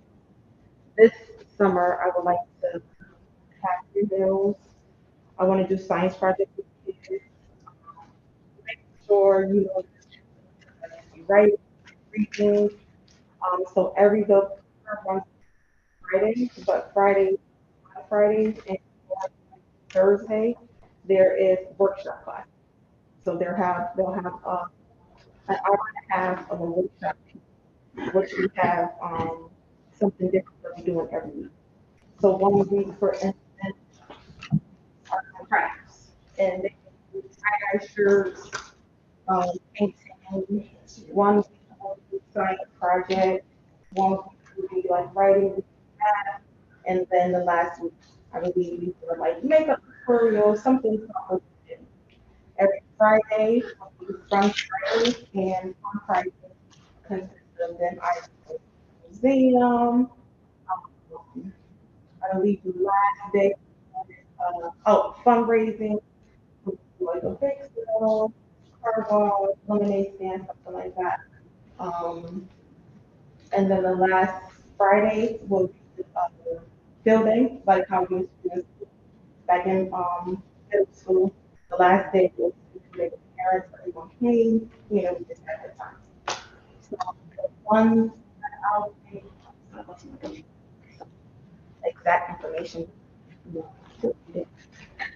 I will be asking to be funded for posters, shirts, meals. I did reach out to use that work for meals, so hopefully I get granted that for other things. And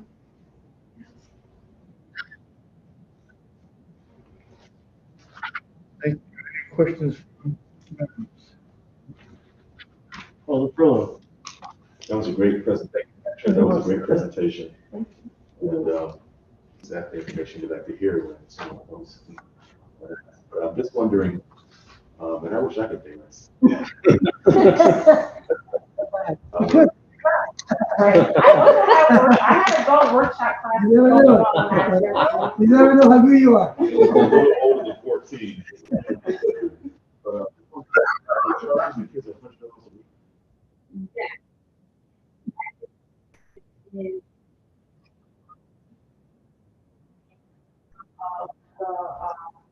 Like counselors, I'm going to I can't, because unfortunately I still have to work, so I can't be there to foresee everything. If I was able to be there 8 to 4, I wouldn't have to, just take extra people.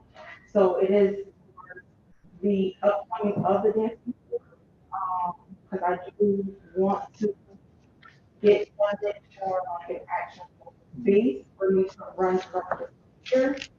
So it's savings for that.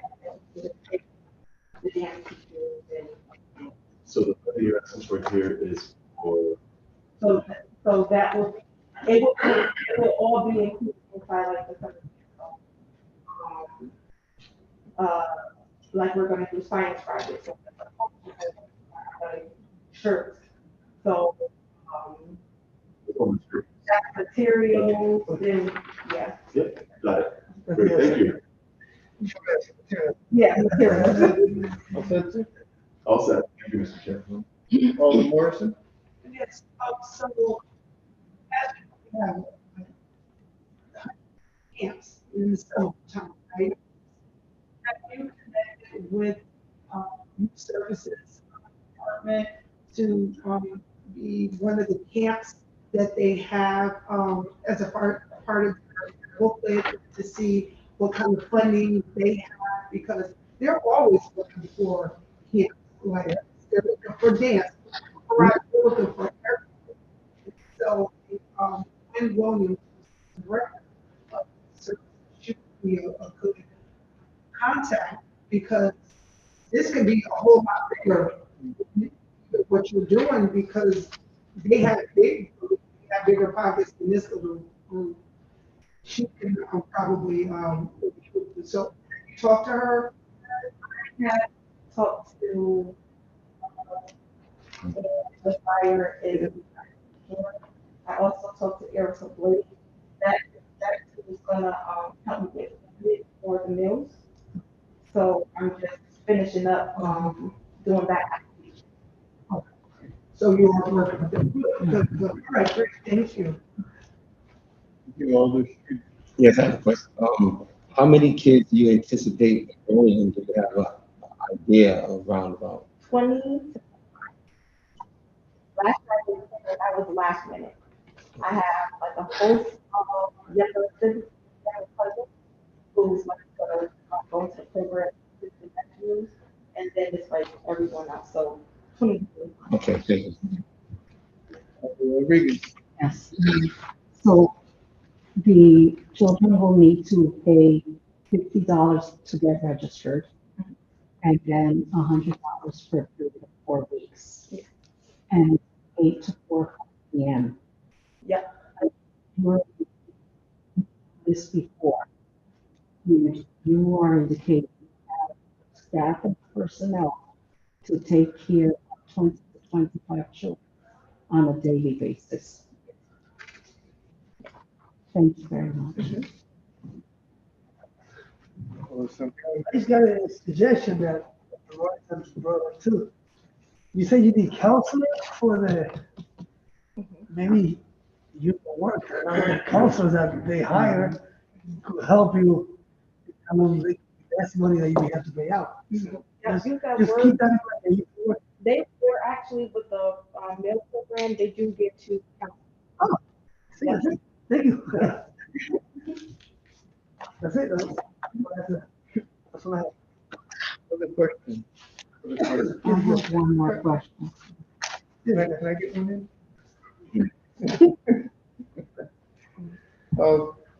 Are you running this as a business? Is it your own business that you have? Yes. And the name of that? Okay, that is the name. All right. Now, where's the camp gonna be? That would be, so I'm running it out of Next Haven. I don't have a specific spot yet, and I'm working towards having a specific spot. Last year, when I done it, I put a lot of more money out. So this year, I'm trying to put more money to have it go direct here, so I can find a spot. I also have Tana helping look for a space for the 2023, 2024 school year. Because I want to building or something.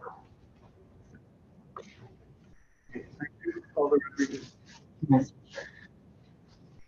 In reference to children who may want to participate, but do not have funds, have you come across that? And are there any like opportunities for scholarships, maybe that you can check with the service line in the state?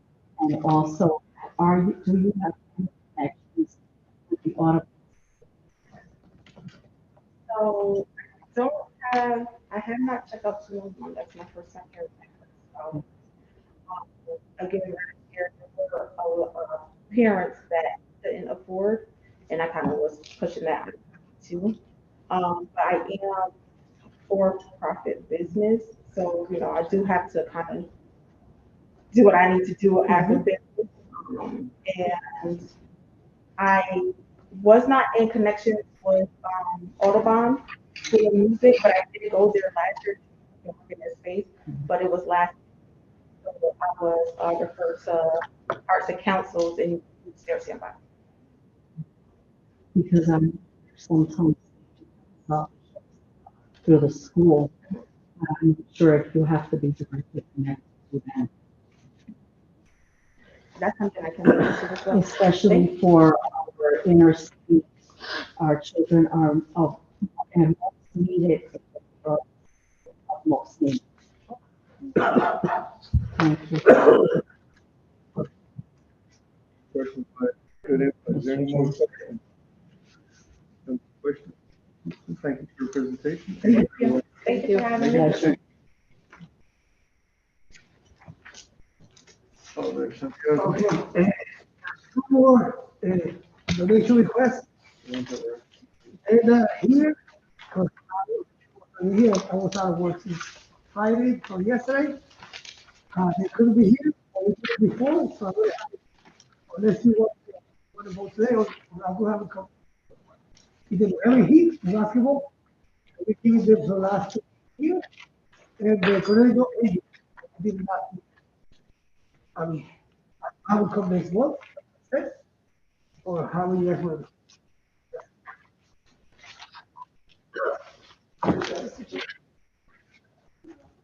Question, can we change that rule back?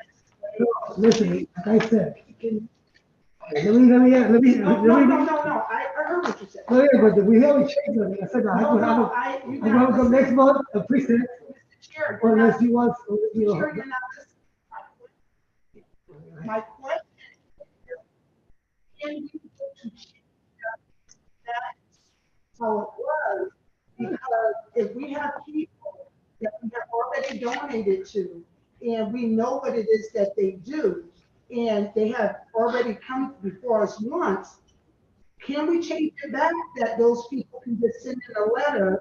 We can pass the letter out and vote on it like that, not to waste anyone's time. That's what I was asking, not. First of all, I apologize. Okay. Last time you actually said. No. My fault, my bad. We changed it because we wanted to have the percent. Not like the way it was. I would have given it last 2 years. But we changed it. We wanted them, we give them money, we wanted to hear from them. But we're here, we wanted to make a motion. Yeah, that's why. Like I said, I apologize. Yeah, I was asking the question. Find that throughout this time, we've had this, like always, for many years. But the person not here, then we can't vote on it, which I didn't think is clear. The if first we time they know come, yeah. what it is that they're gonna do, so we can just move on. Yeah, So, the way it was the first time they come, then the following years, they, right. And most of our people, like these two people that came today, they were brand new. So they needed to present, but going forward, I know that when I took over as the chair and vice chair for the Black and Hispanic Caucus, there was a vote to change to what we're currently doing. And so I'm asking, can we make a motion or do something to change it back so we can move business along to help the community give out more money? But we don't want, I don't like seeing that we have $50,000 sitting in the bank. honestly, I like the way it was. I didn't want to change it. I wasn't the one. Okay. Remember, I used to present for a lot of people before. I used to come down here and present for Angels, and it was the Little Leagues from the Cleveland. I presented for a lot of people. That's why I couldn't get to the table to change it. But can I make a motion? Wait a minute. So I'd like to ask a question. How many donations do we do? Is there a set amount of donations that you give out to the youth? Okay. And then my second question is, exactly. Okay. So thank you. You answered. It's how much money you have. That's how you do donations. Whether the other question that I'm going to ask, and I don't want to rattle anybody's feathers, we need to ensure that, yes, folks come, the same folks come every year. Uh, you have to ensure that, they're doing it with the community. Obviously, they're doing that by getting the letters and things like that. My final comment is that we have to ensure, like this young lady's brand new, she presented very stellar. So, I hear what you every year, the same folks. Are we ever going to have a time where new folks come to be able to fund it? Because I figure, oh, there's enough, like you said, to be able to hear. What is that? Go ahead. Next month, two new, little, they're coming, two soccer teams. That I was surprised to meet yesterday. That's why I could come out. And they told me, and I told tonight, and all of us, you know, two little leagues. When I was in school. I mean, I'm trying to. I told them, you see it in the little leagues. It's gotta be little leagues. It can't be adults. So I am trying. Same thing. Anybody see? Little leagues. This money we gotta give it away. You know. Thanks. Thank you for this. Second, you paperwork at the meeting with first introduction. President. I don't want to prolong the conversation. And I don't want to say who did what and who didn't do what and how it came up and all of that. All I want to say is when it got changed, it was a conversation between the chair, vice chair, secretary, and whoever else of that committee before it was brought to us. So if you didn't want it to come to us, why is my question. And I get that we have a lot of money because we do, and I feel like, and it's just my opinion, nobody else has to do with it. It's reason for that, right? Why we have a lot of money. I mean, it was one time where I sat in a meeting and it was people that wanted something and it was a little fierce. So if you are going to change it back, that's fine. But I just think we should like honest and clear about how it got that way, not just because we see the money and now the people not here, we say it's because, okay, well, you need me some clarity.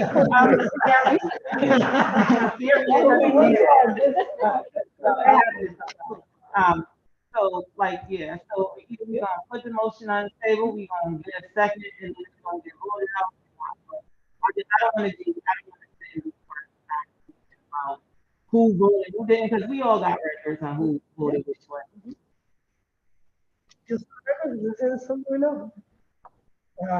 That was one of the reasons that it was fixed, because some others were money. I know why it was changed. I said I ain't really But getting back and forth. you mentioned this year was outgoing. That was it. Just to be clear. Okay, I go either way. Thank you. Reference to the question Rodriguez brought up in reference to the same groups receiving funds every year. There is a fact that is very significant in those groups, and it's that even though those events are being held every year, it is not the same participants, but different people that participate in those events, and that's why they come to us, be it through a letter or be it in person. So I think that's important to recognize. Point. And also that they are doing the work that they are committed to.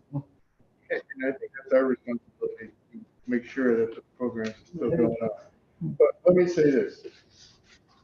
In the beginning of this meeting, I talked about ground rules. Things that I mentioned was that we follow our bylaws, the Robert's Rules of Order, which both call for a parliamentary procedure to vote, majority rules. So any changes that happen to come up regarding any of the guidelines and things that we do, is based on a majority decision, not based on any one person here or any two people. May lobby for something, and that's your right, but the final decision is done by the group. So if we got that all resolved, move on. One last comment? Yeah. In reference to the treasurer's concern, it is, I'm a little bit concerned and I'd like to know, does the fact that we have this money, this amount of money impact us anyway? And if it doesn't, it would be that we may even consider how to grow this money a little bit more, seeing that we have, and we may not use it right away. I just want to frame that. I don't know who would be the correct individual to answer that question. Would it affect us in any way? So it doesn't affect us in any kind of way. We've made a promise to over 500 some people the last 10 years that we will give away all this money to senior and youth endeavors. When you have an account and there's over $50,000 sitting in an account, we're not doing what it is that we promised to do. We should only have $10,000. And that $10,000 is the monies that we all agreed that we will always save to the side for the gala. But we have not been giving out money like we're supposed to. And it works to letting it grow for what? We did not go out there and get this money to let people know we're going to invest. Because anytime I hear about money growing, that's what you want to take a lump sum to invest. And so we're not doing the things that we promised the community that we would do. And so we got a lot. If we go back to our gala books, we have lists and lists of people that we have always given money to. Those that, the pandemic came and I guess things got a little rattled, but we're going to need to go back to those people. Are you guys still doing something? Do you need help? Do you need support? Because we have to get rid of this money. This is not our money to keep. So that's my response to your question. Thank you. And in retrospect, the only reason why I asked is because specifically the COVID is over and we're going to probably be seeing more individuals coming before us, and that money may eventually go like water this year. So that's why I was thinking that. But I understand what you're saying. Thank you. If it goes, then we're doing good. Yes. That's the Yes. bottom line. Thank you, Madam Treasurer. Yeah, Good thank you. explanation. We need to move on though. We need to vote on the two items. We'll start with the men on the same page. Floor is open for vote. New Haven Needs, I'd like to make a motion. No, we gotta do this. Men on the same page. Men on the same page. Is there a motion on? I'd like to make a motion to, And do we have an amount? You put the amount in your motion, sir. we usually do a minimum amount, No, we have a maximum. No maximum of 350, I'm recommending 300, I'm recommending the 300 for this group. I know the gentleman and he does good work and probably didn't present articulately too well, but this is these are our men that the council and through the church and so forth and trying to unite that man, get a place to worship and so they're doing good work out there. Motion's on the floor. Do I hear a second? Second. Moved in second. Any further discussion on men on the same page for the amount of, what did you say, 300? 300. Any more discussion? Oh, wait a minute. Madam President. So when I think about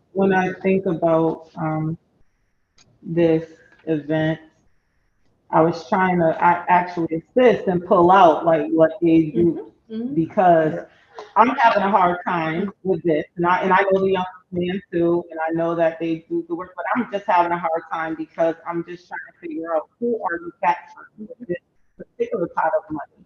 And I get the churches, you get people, I guess I don't know the group, but they brought a group of people to the Pentagon or somewhere. So I was just confused whether it's that group you're trying to re-engage, who's actually going to be going out and talking to the people. And it was a little bit unclear to me what this is. And I think that when he came, I don't think he was clear that we normally give to youth and elderly.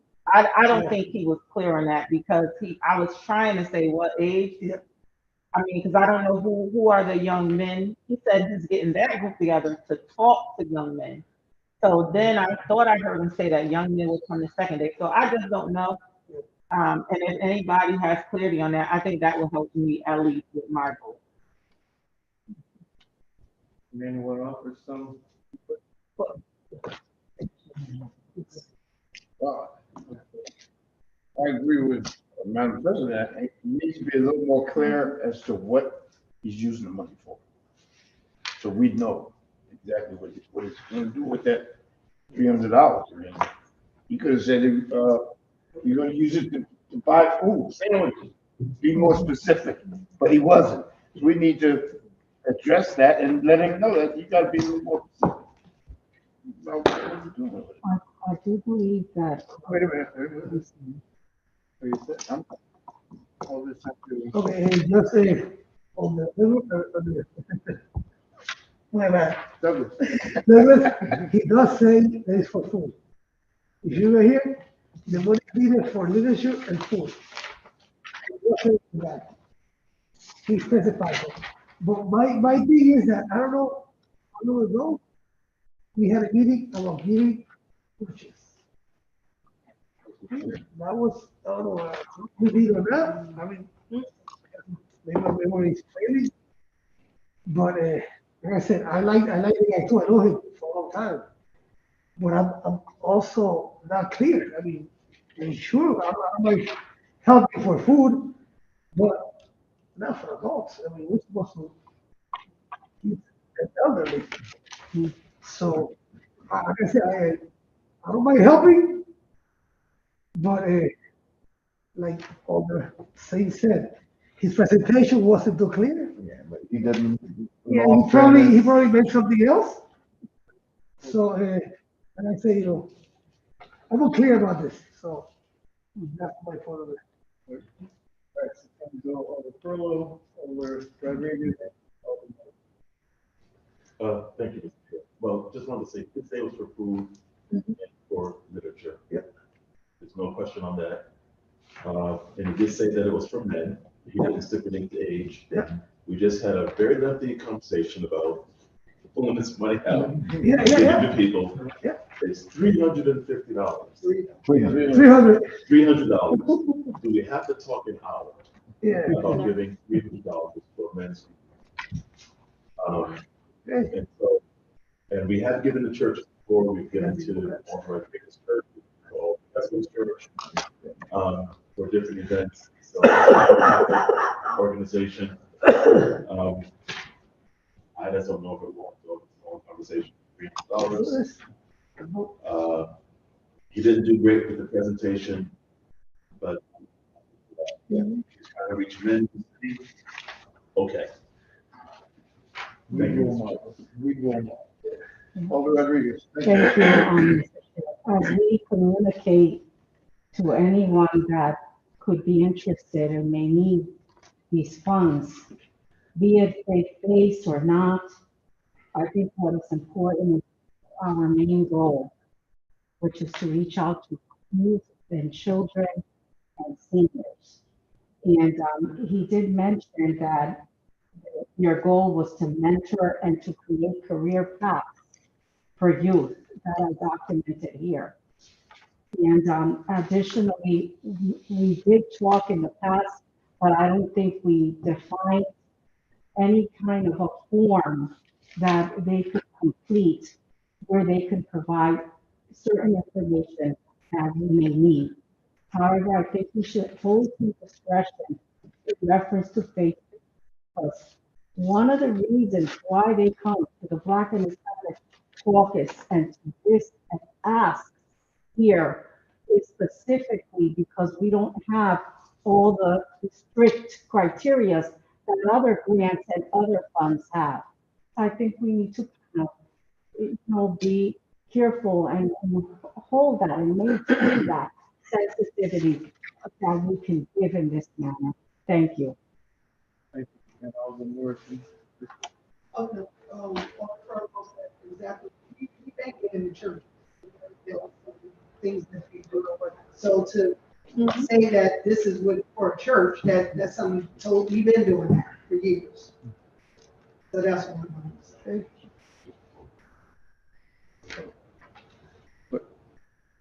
Any other comments? Item's been moved and seconded. Discussion is over. Call for a vote. All in favor of giving $300 to men on the same page, say aye. Aye. Opposed? Nay. Nay. Yeah. Looks like the nays have it. There is no Nay. nays. I only heard two. All right, we'll do a roll call. All in favor of giving this $300 grant, put your hands up so we can count. Number increase. Those opposed. So we're still one short. So it looks like the yeas win. And there will be $300 given to the man. The second item is to summer dance camp. Your motion. Give the $300 to summer dance, to the become Summer dance. To become. second discussion. Yes, Madam President. Thank you. I think she presented well, and I think she's tapping into a lot of different entities, really trying to get this dance school / camp off the ground. So I think we should support this. Other comment. My only concern was the age of the kids and who she's having work it, because she said she'd be able to be there. So from 5 to 14, we're talking about some young kids and who does she have leading? I'm not against it. I'm just voicing my concern for the kids that will be involved there. Already. In her defense, she did it previously and it sounds like it went well and that it captured the families she needed to capture. I also have to say, as she was a great presenter and her energy, very relaxed and calm, but she's moving forward to become her own business owner. And I think this is what we want to see. We want to see someone, I don't know, she's young, she's energetic, and is trying to not only work, she has a vision to be able to own her own dance studio and bring all walks of life, regardless of what nationality you are. So she wants to put that at the forefront. I think we should support. Further discussion? Seeing none, we'll call for the vote. All in favor of giving the $300 to summer dance camp, say aye. Aye. Opposed? Hearing none, it's so approved. And the donations, the other donations will come next month from the Haven Heat and Angels. Correct? We didn't finish that. Madam President? Are we, going to be able to do a vote on whether or not these people need to come in or not? Because we've been giving money to the. Well, we can move on to that because there's other new business that would fall under other new business. Oh. So if we're okay, we're done with this voting. Alder Santiago said he'll contact these people. Maybe they won't have to come in depending on what we do next from the Haven Heat and the Angels. So moving on, anyone have thoughts or ideas on this meeting? No. Could you clarify the question? The next item of business, under new business is Juneteenth. Yes. So if there's any thoughts or ideas, anything you want to do or have any suggestions? So, here, okay. Point at me because there is a Juneteenth committee, in the city that the caucus has been working with, and supporting the events that they do with their calendar. To incorporate the caucus into the funds. Because as you know, usually the young lady, she'll probably come to the meetings to come and present about. All right, that's all we need on Juneteenth. Moving on to the next item, the bylaws committee. Our bylaws committee chair is not here. We'll pass that item. The speech update. Speech update is supposed to be finished. I have a draft of most of it. I can give it to you, madam, if you'd like. More pieces. She said she had to add a couple more lines to it. Our secretary is working to finish it up. I'm not happy. It's late. I would like to have it done earlier. I know. We got it.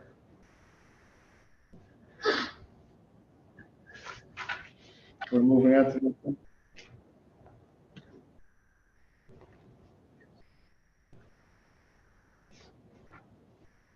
Other business. Alderman Morrison. I would like to make a motion that we change the rule for recipients that have received money from the Black and Hispanic Caucus.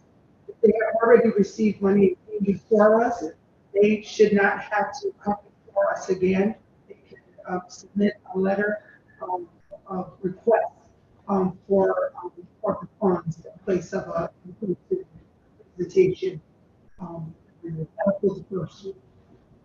That was very long. Moved in second. Moved in second. Any further discussion on this? We talked about it earlier. Is there any further discussion on changing our rule, our guideline, back to any group or agency that has applied and received funds from us in the past will not have to appear before us for subsequent requests?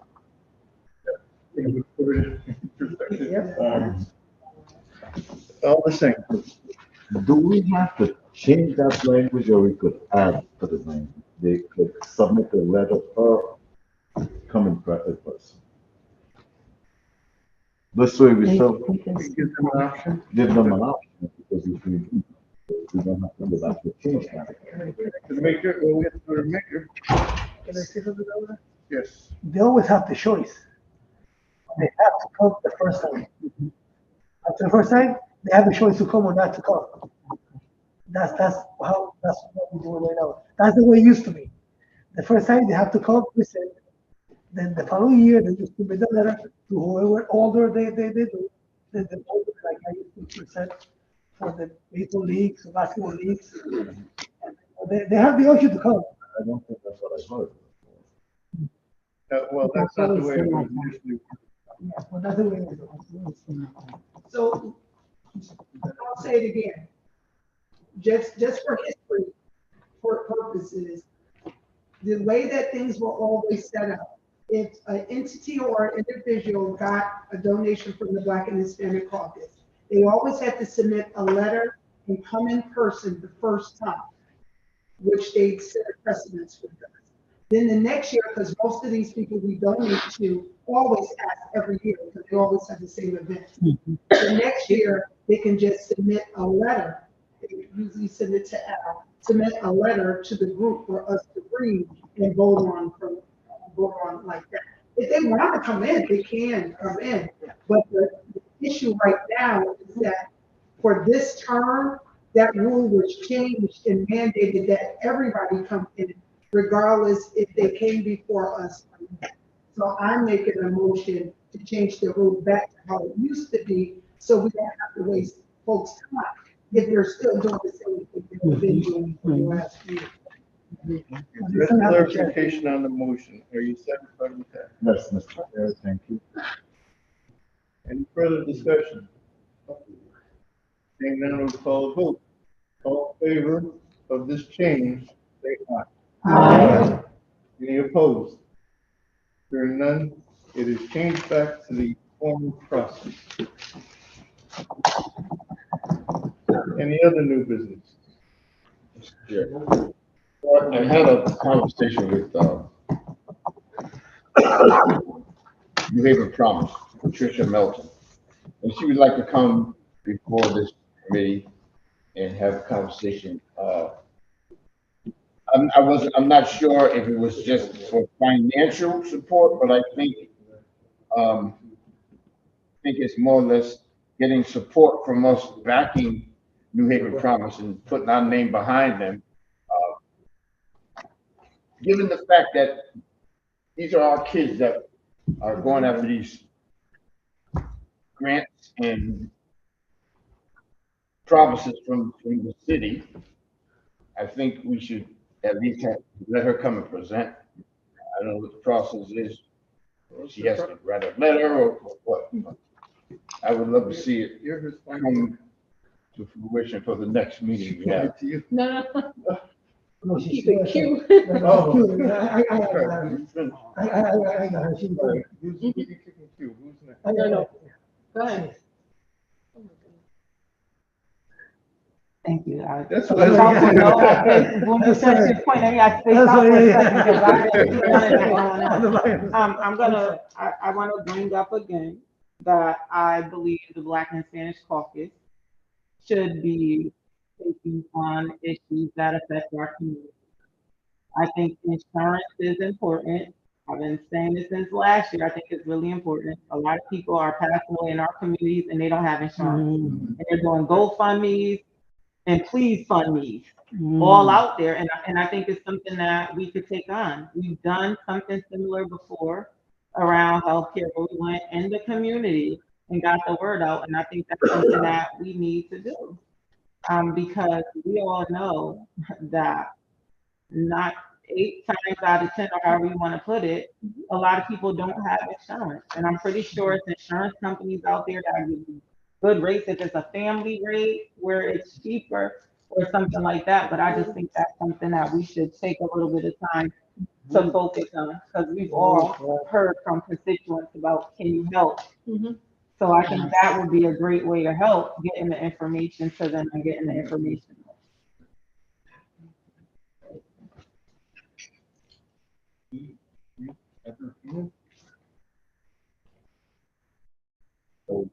Pass this up. I'll send an email to Ken, Cecilia, To add to President Walker, is there any way we could work with bereavement care to, we need to start giving out this money that we're sitting on, we're really doing it. And if it comes to helping out people when they have stuff like that.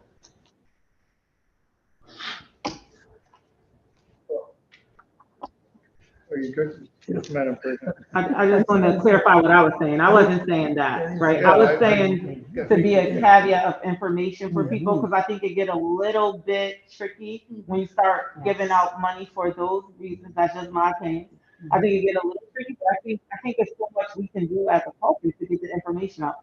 There's people that sit right here in the caucus that know people that have insurance companies, or know people that connected to different insurance companies that know the ins and outs of it, that can give out the information about where to go. Some people just don't know where to look, what company is better for their circumstance, or how much they can actually afford a month. It's insurance companies that will sit down and figure out like the perfect amount for them to pay so that they can insure their family. That's what I'm suggesting. We take a look at, because I think that's really, really important. Yes.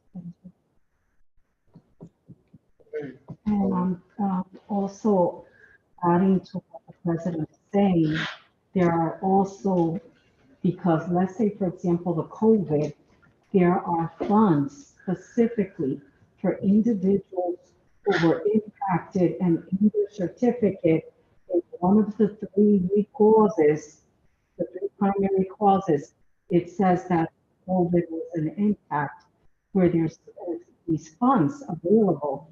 And some of the funeral homes are familiarized with processes and applications to help them. And I think sometimes it's up to like $9,000, $10,000 that they can get.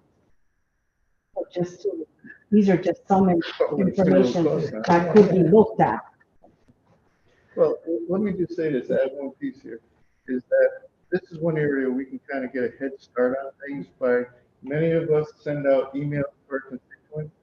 Some of that information, give them a head start, a jump start in that email. So they have an idea, and we can still continue on as this group. But on an individual basis, you send out emails, put that information in.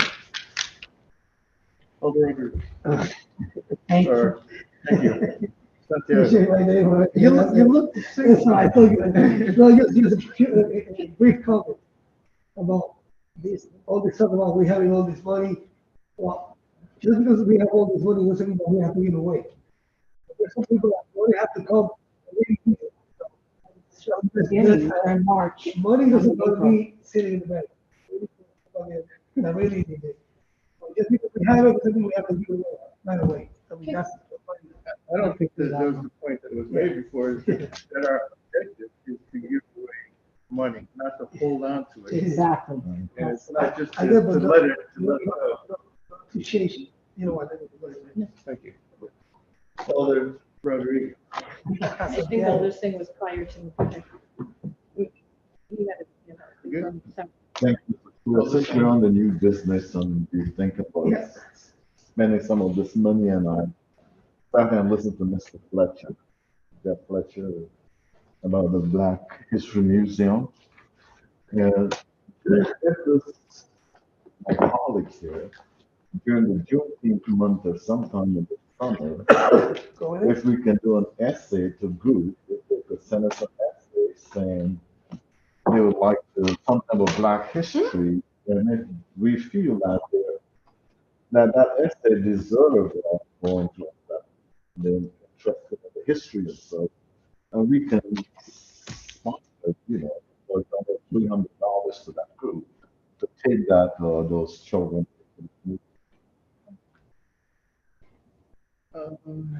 Okay, that's something I think has to be a little bit refined, a little confusing at this point.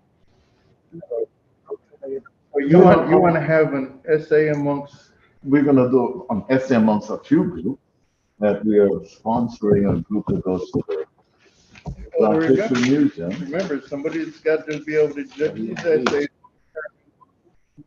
winners, and who's gonna come. Maybe we can come up with an easier way. Over the top, if we can work on that. I think it'd be a nice idea to be able to put a bus group together of kids to go down and take them down there. Maybe even get some cooperation from the schools, school bus companies to. Because I would like to see our youth, get involved more in our Black history. There's a museum right there. And, I'm going to go down there. There's a lot of interesting things. It's got a lot of history and a lot of points. Yeah, I'd like to put it out there and hope we can. All right, we got lights out at 9 o'clock. Yeah. Any other comments? That's right, all the more. So the last thing that I had, we should those requests that over Santiago has, now that we voted to change the rule, and we vote on those. We've seen it. We don't need them to come. Excellent point. So therefore, floor is open for a motion on the feet. Second. I make a. What did they ask for? I don't have a copy. Mr. Chair, I make a motion to grant the request for New Haven Heat. $300. Motion made for $300 for Haven Heat. Is there a second? Second. Moving second, discussion. Hearing none, all in favor, say aye. Aye. Opposed? So carried. Floor is open for a motion on the City Angels Baseball Academy. Do I hear a motion? Make a motion, well, actually, Just make the motion. make a motion, we give the New Haven, the City Angel Baseball Academy, the $200. Second. Moving second, any discussion on the $300 for City Angels Baseball Academy? Hearing none, all in favor, say aye. Aye. Any opposed? So carried, $300. Thank you, Madam Treasurer. Okay, move right along, fundraising committee, we don't have anything to report at this time. Not at this time. Sorry. Just a Tuesday reminder, Black History Month, HBCU event. Is there something coming up, Madam Treasurer? We already did it. I thought we did. Yeah. It ended up on the agenda. Okay. Next meeting date is May 10th. May 10th. We had a pretty good turnout here. I appreciate everybody coming. Hopefully we can increase that next month so we can get all members here. That was kind of busy. And we've got a lot of committee meetings, but that's it. Floor is open for a motion to adjourn. Move. Second. Second. Okay. All in favor of adjournment? Aye. Opposed? We are adjourned.